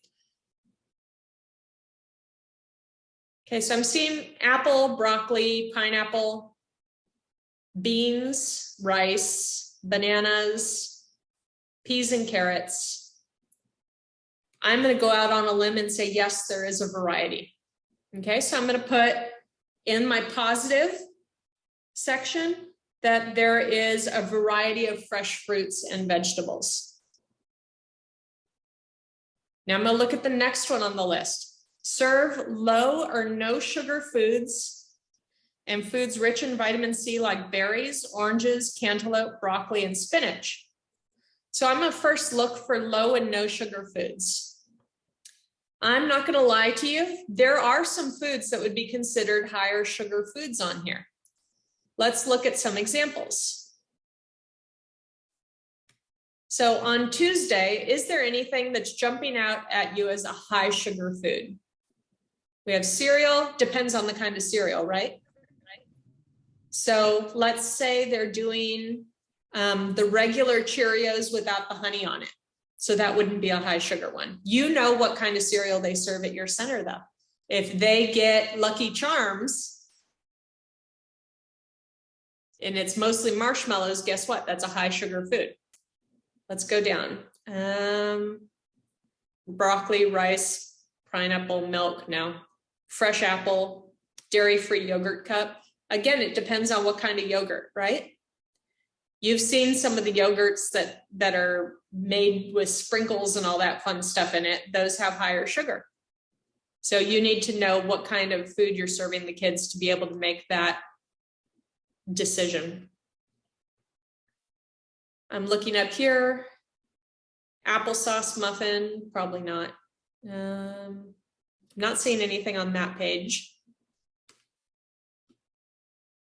I found something in the breakfast here. Syrup for the pancakes. So that could be something that's, look, it's high sugar, right? There's no getting around it. Syrup is high sugar. Syrup is sugar. So that could be something I could put in my con or my things that should be changed column, right? It's like, well, we do serve syrup. And look, the next day with the biscuit, there's jelly, right? Those things have sugar. They're high sugar. They're essentially sugar. And then we have 100% apple juice, which, fun fact, can be counted as a sugar sweetened beverage just because it's so high in sugar. Even though it's natural, it is sugar. Yeah. So those are things that we could put in high sugar need to be changed, right? We could put, hey, we're doing apple juice. We have some jelly, we have syrup. Now, is it a lot in this menu? No, but we're just, we're looking for things according to this green box. And those are some things that could be changed. The next one is avoid all processed foods and foods containing artificial additives, colorings, and flavorings. Let's see. Processed foods, depends. This one could be considered a processed food if it has like the little salami things. That's a processed food, right? Deli meat's a processed food. Again, this chicken pot pie, it depends. Is the chef making the chicken pot pie from scratch, or is it something that's been pre-made that's full of salt and preservatives and stuff? So you kind of have to know what's going on at your center to make these choices. If you believe there's a proportion of processed food in your menu that needs to be taken out, that would go in the bottom section, right? Things that I would change. The next thing on the green box, oh, it's 11:59. If you are not staying for study hall, this is your time where you can sign off. Thank you very much for coming and participating today. I appreciate you.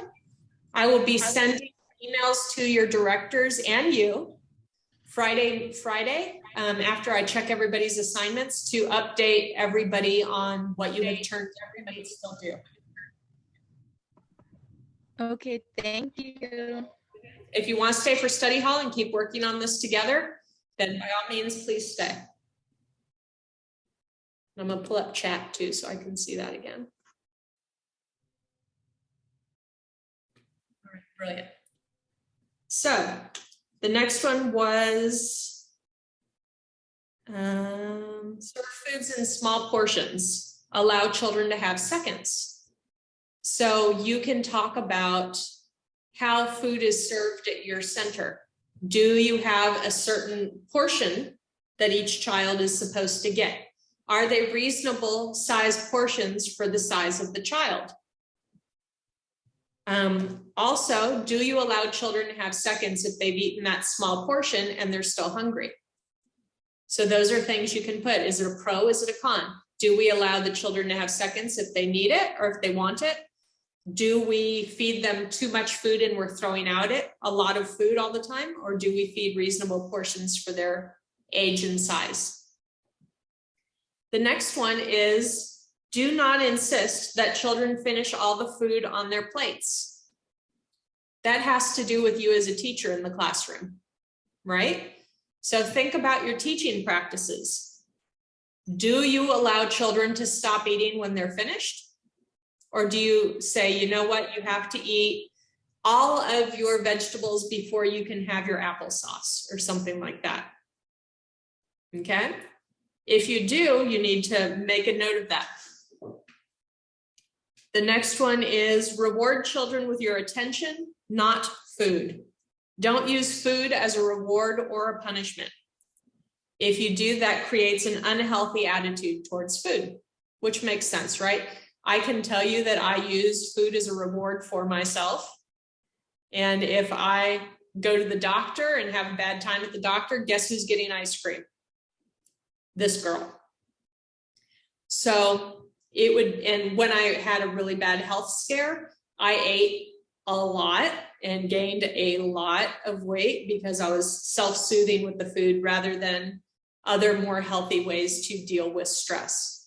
So teaching early that food is for sustenance, we can enjoy it, we can talk about it, but it's not tied to how much the teacher likes you, that you're providing food. The next thing, involve children in preparing the food they eat. So what things can you do in a toddler classroom to get children involved in the process? Suggestions? What can you do? You're not going to send them to the kitchen to help the cook. What can you do in your classroom to get them involved in the process?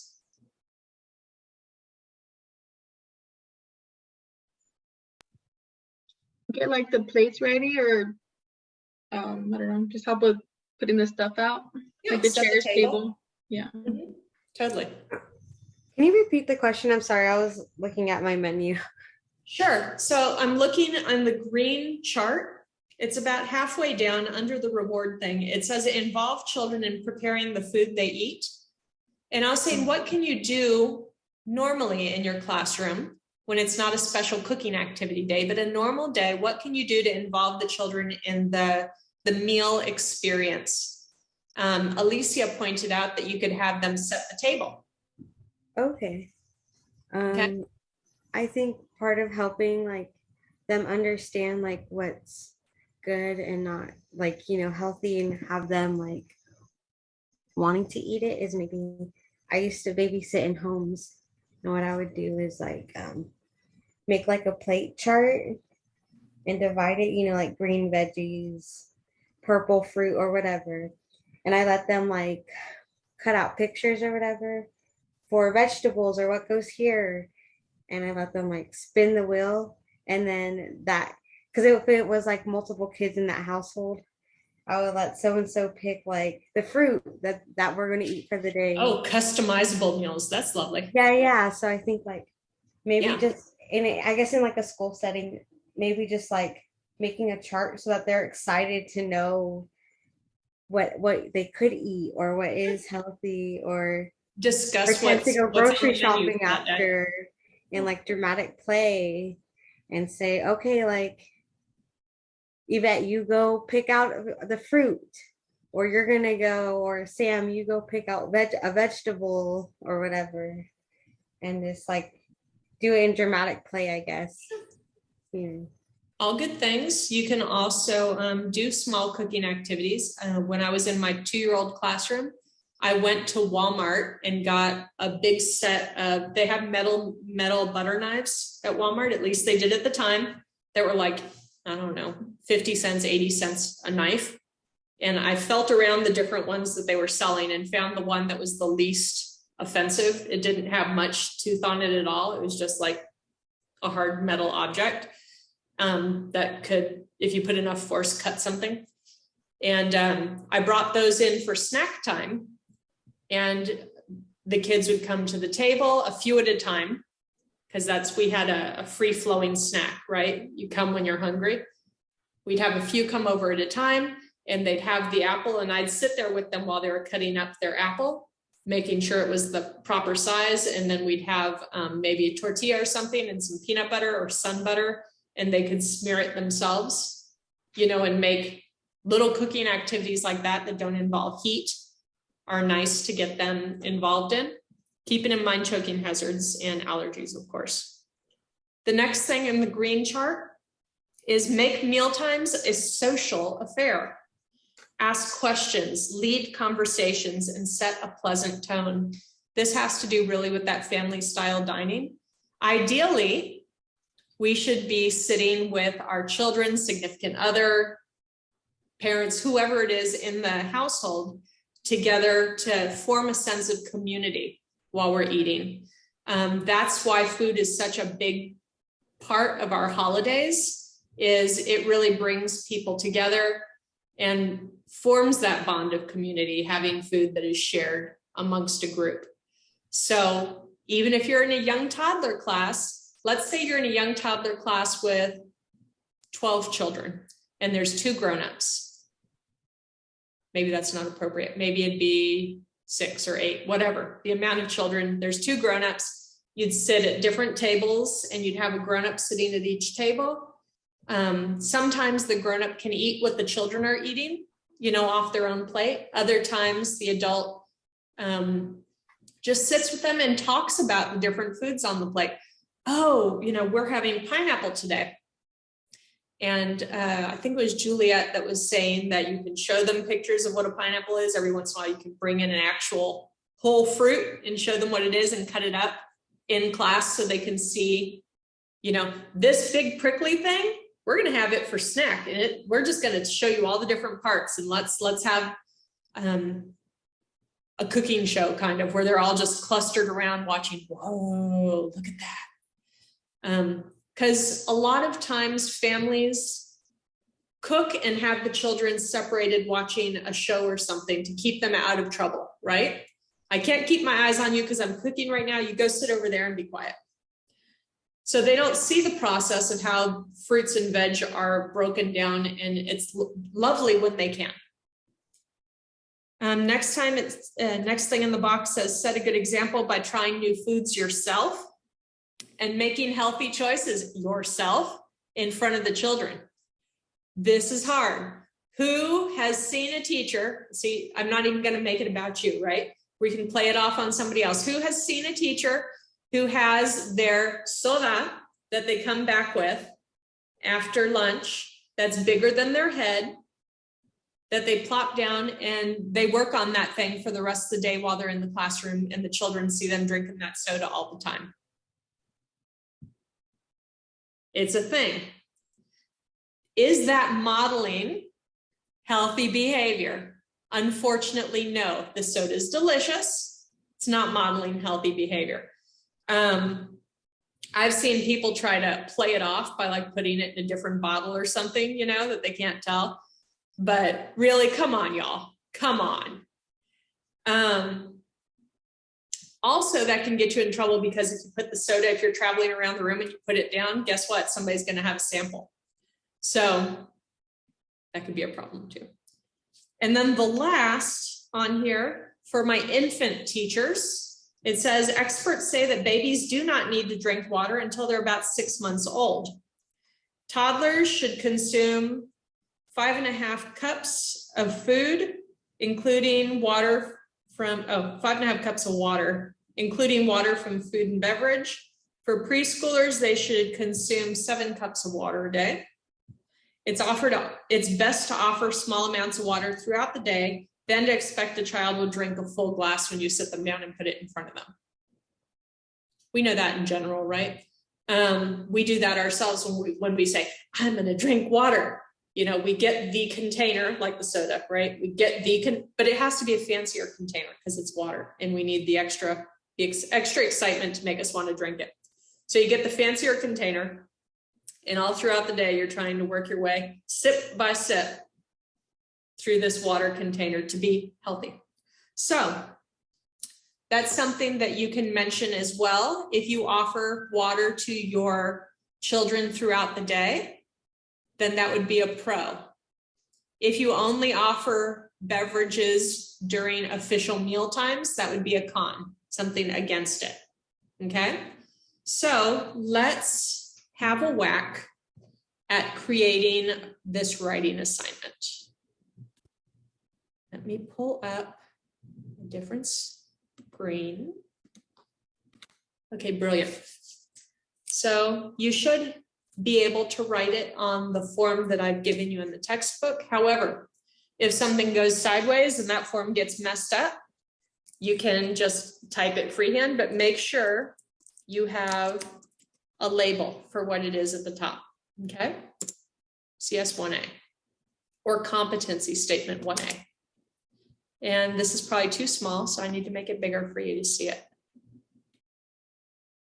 So the question is, if you reflecting on the menu you have, if you designed it, how does it reflect your commitment to children's nutritional needs? Show of hands, did anybody design the menu that we're showing that you have in front of you? No, okay. So let's move on to the second part.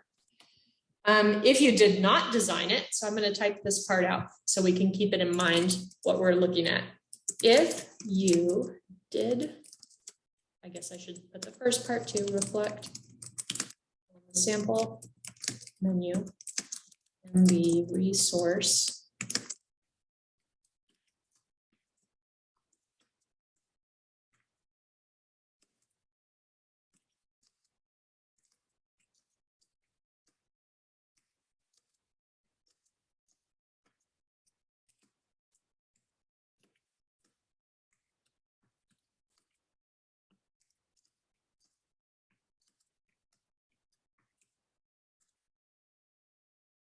Let me make the margins smaller so this all fits on one page. Layout, maybe.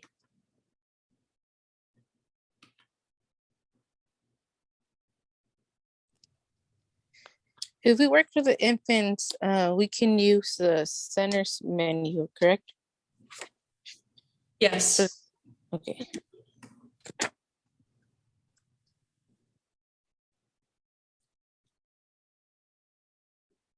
All right, cool. So we start out with maybe talking about the menu itself. So do you have families bringing in their own food, or do you have a cook at your center? I think most people have a cook. I have both. You have both. There's kids sometimes that that works. they bring their own food, and the center also provides like that big tub meal. So there's times where we have to like separate, like sometimes some kids, the parents want their kid to eat something else other than our food. So it varies. Well, that's super exciting for you. Okay. Very complicated. In my classroom, they're mostly all babies. So the menu, They bring their we own. don't even see anything off the menu half the time. Yeah. So it's normally like bottles or like jarred baby food or pouches. Okay. Like, In that case, I would. Thoughts on the menu, but as far as any experience. Okay. That's okay. If you're like, well, I have no idea if it's a high or low sugar yogurt. I have no idea if they're making this stuff from scratch or if it's frozen and they're just popping it in the oven. It's okay. What they want to know in this is, have you been thoughtful about it? Have you considered what's in the green box? And just being thoughtful about it, okay?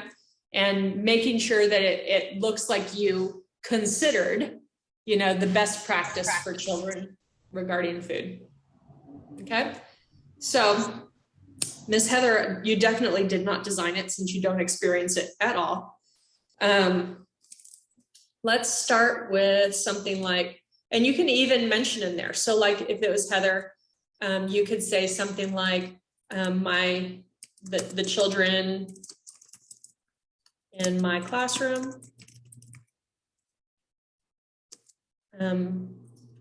only eat food brought in by their families.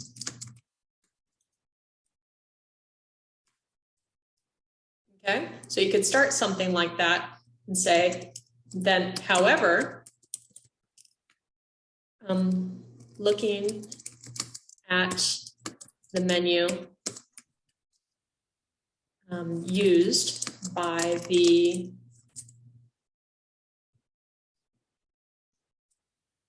other classrooms,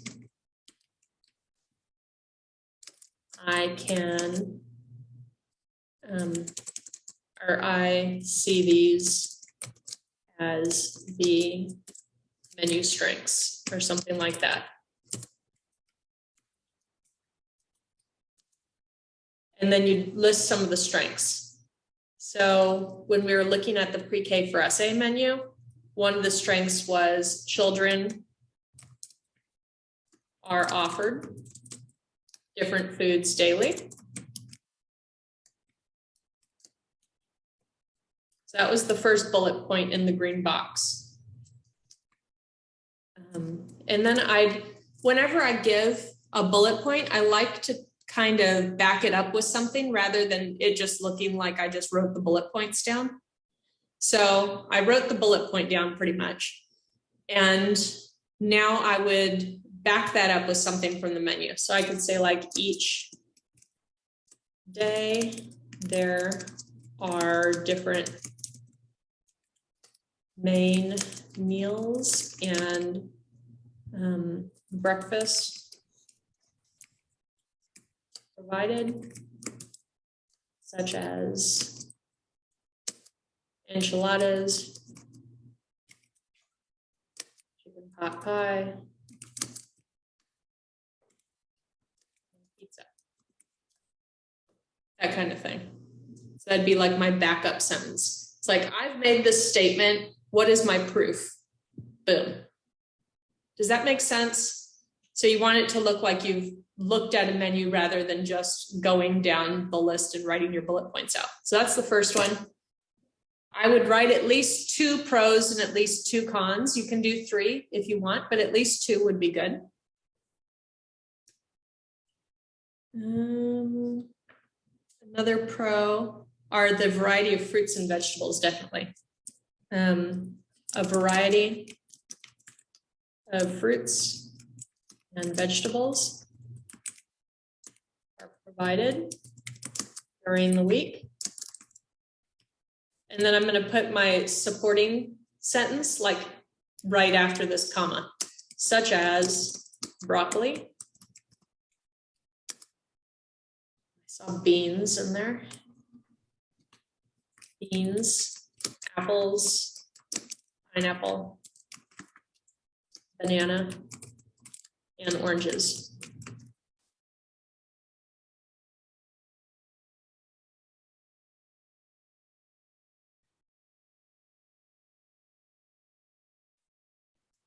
And I didn't do it, but I think I'm going to do it now. I'm going to indent beginnings of some of these thoughts so that you can tell when a new thought is started. So I'm going to indent at the beginning of the pros, and then when I get to the cons, I'll indent again.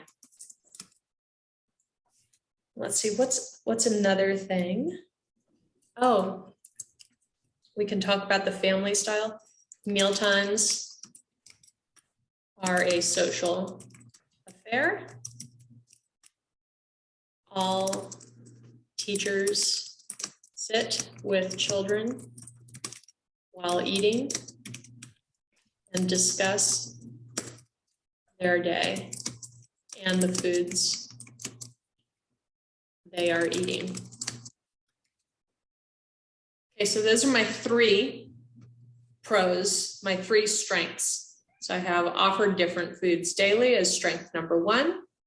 Strength number 2, a variety of fruits and vegetables are provided during the week. And strength number 3, mealtimes are a social affair. Okay, so I've got 3. Now I'm going to move on to things I would change. I had a question. Let's hear it. With the homework assignment turned in, do you want a picture of our menu as well? Nope. You Okay. can if you want to, but you don't have to. Okay, thank you. Mm-hmm. I have a question too. Let's hear it. I will be the one designing the menu. In that case, You are? yes. Very nice. Oh, that's right. Who am I talking to? Myra. Excellent. So Miss Myra, if you were the one designing, so the thing is, do you have a menu created already? I do have a lot of ideas. I saved up a lot of, menu ideas on my interests. So would you enjoy creating a menu this week? Yes, of course. Okay. If that's something that you would enjoy, by all means do it. Create the menu, and then you can do the first part of the question that says, if you designed the menu, how does it reflect your commitment to children's nutritional needs? So you could say something like, I make sure they get this many fruits and vegetables, or I make sure the vegetables are fresh or the fruit is fresh instead of processed. Those kinds of things. Okay. And you can talk about the serving sizes too, how you make sure it's appropriate for different age groups. And for that, you can look at, I think, USDA.gov or Square Meals. Those are the websites that have to do with the federal food program. And they have guidelines about the appropriate vitamins, minerals, serving sizes, and all that. That would be helpful to you. Perfect. Thank you. Mm-hmm. All right. Hopping back over here, I'm now going to get into what would I change. It's not necessary that you put the same number of things for strengths and weaknesses. So I have 3 strengths. I don't have to do 3 weaknesses. I could do 1 or 2. So let's see. I'm wondering why it's underlining this. I have no idea why. Grammar. Oh, it wants a semicolon. All right. You can have a semicolon. So for like a con with, I know we don't mention this in the menu, but can we put down that we only offer water to the kids during meal times? Yes, definitely. So if you were going to do that, you could say some. So you can, we're using the green box. Okay. So if it mentions it on the green box, which it does, I think it's perfectly fair for you to put it down. So you could say something like water, or let's say things, let's start with like things I would change about the menu and how we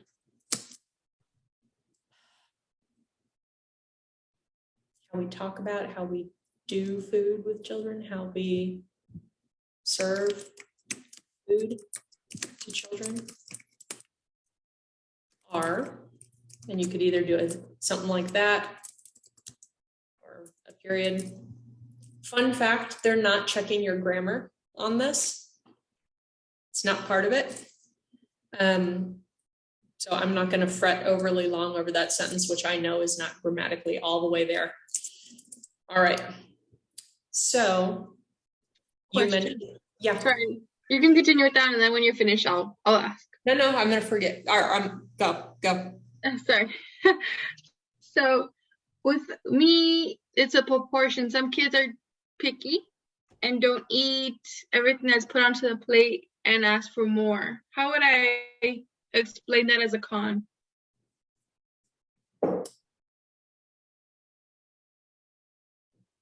It sounds to me like that I need more information. Do you provide more, even if they didn't finish?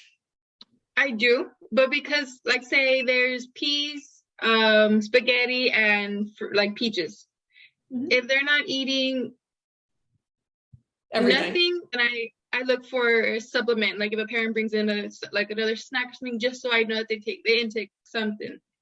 If they eat just the peaches, I try to help them, like, oh look, let's try this one, let's try this. And there's times where they don't like the food at all. So I don't know, like, how would you help? So like, that it honestly sounds very pro-y to me because of the ways you're trying to get them to try new things. And I do believe that was in here. Let me see.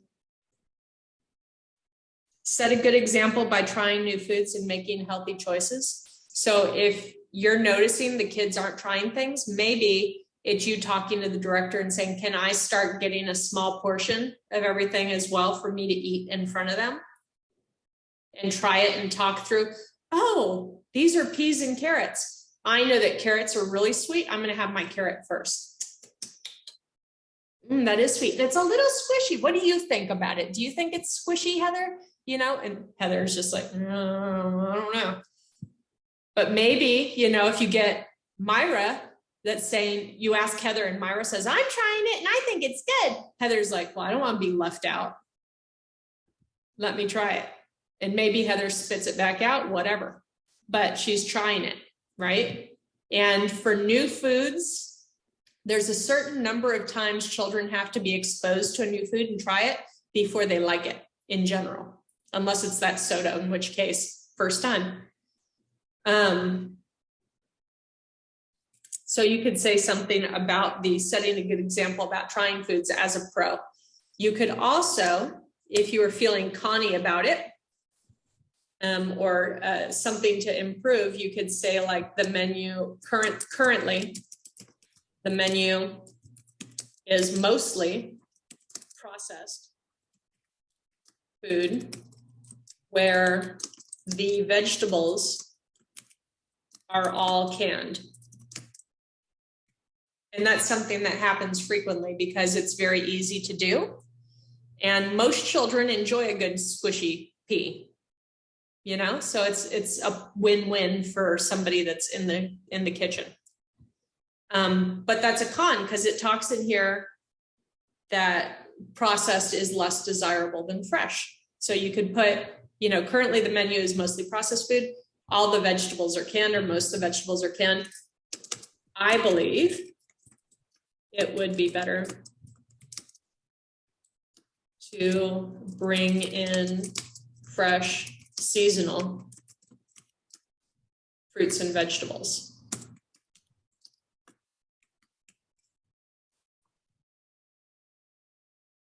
So you say you're giving a con, you're giving the example. So the con is currently the menu is mostly processed food. That's straight from the green chart. That's your bullet point. My example is the vegetables are all canned. That's my proof. And now I'm giving, what would I change? I believe it'd be better if we brought in fresh seasonal fruits and vegetables. All right, let's think of another one. Could also talk about,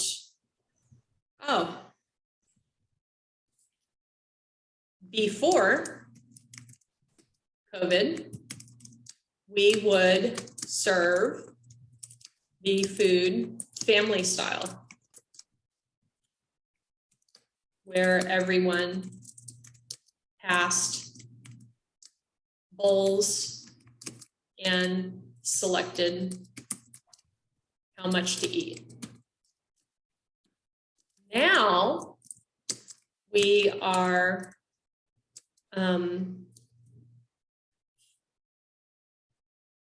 doing individual portions to each child.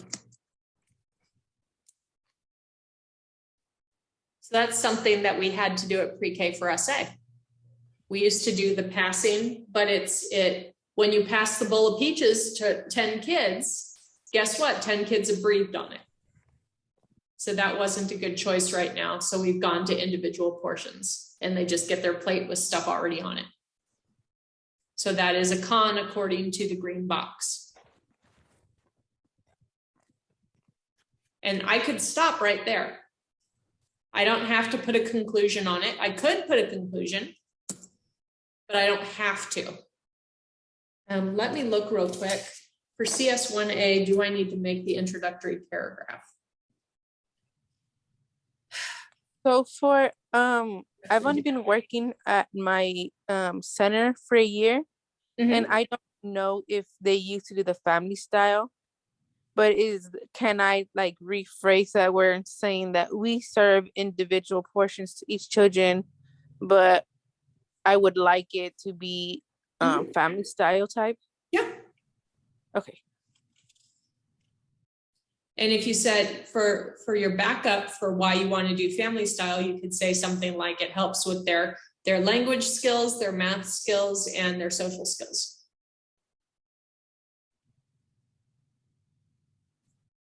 All right, and let me look back at the beginning of this. I think we have, do we have enough as an introductory paragraph? Begin your reflective statement with a paragraph describing how your teaching practice meets the standard. I think that this is okay. Maybe, no, because we put it all through here. I think it's okay. And then we could theoretically add with something like I am working to make my classroom a healthier place by introducing some cooking activities. I remember, I think it was Juliet said that she was going to add cooking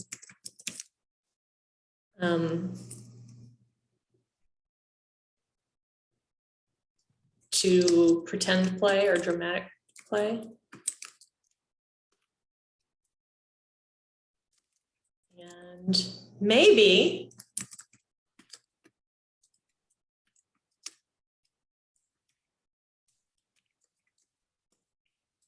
I mean, let's get crazy.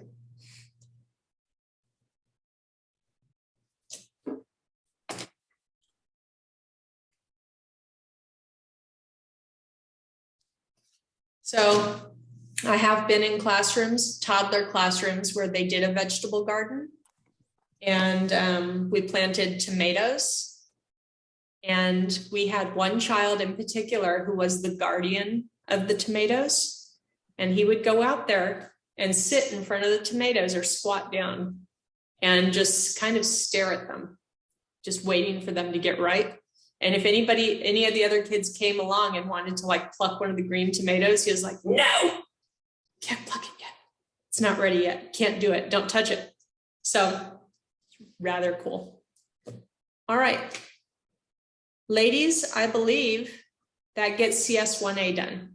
All right. You're going to be putting it in your own words, using your own menu. And that's it. So far, our study halls have been rather short. When we get where we're writing activities, I do believe they will get longer. But appreciate the shortness while you can. Have a lovely day. And I will see you, I guess, next week is our next one, right? All right, see you next week. Thank you so much. Bye-bye. Bye-bye.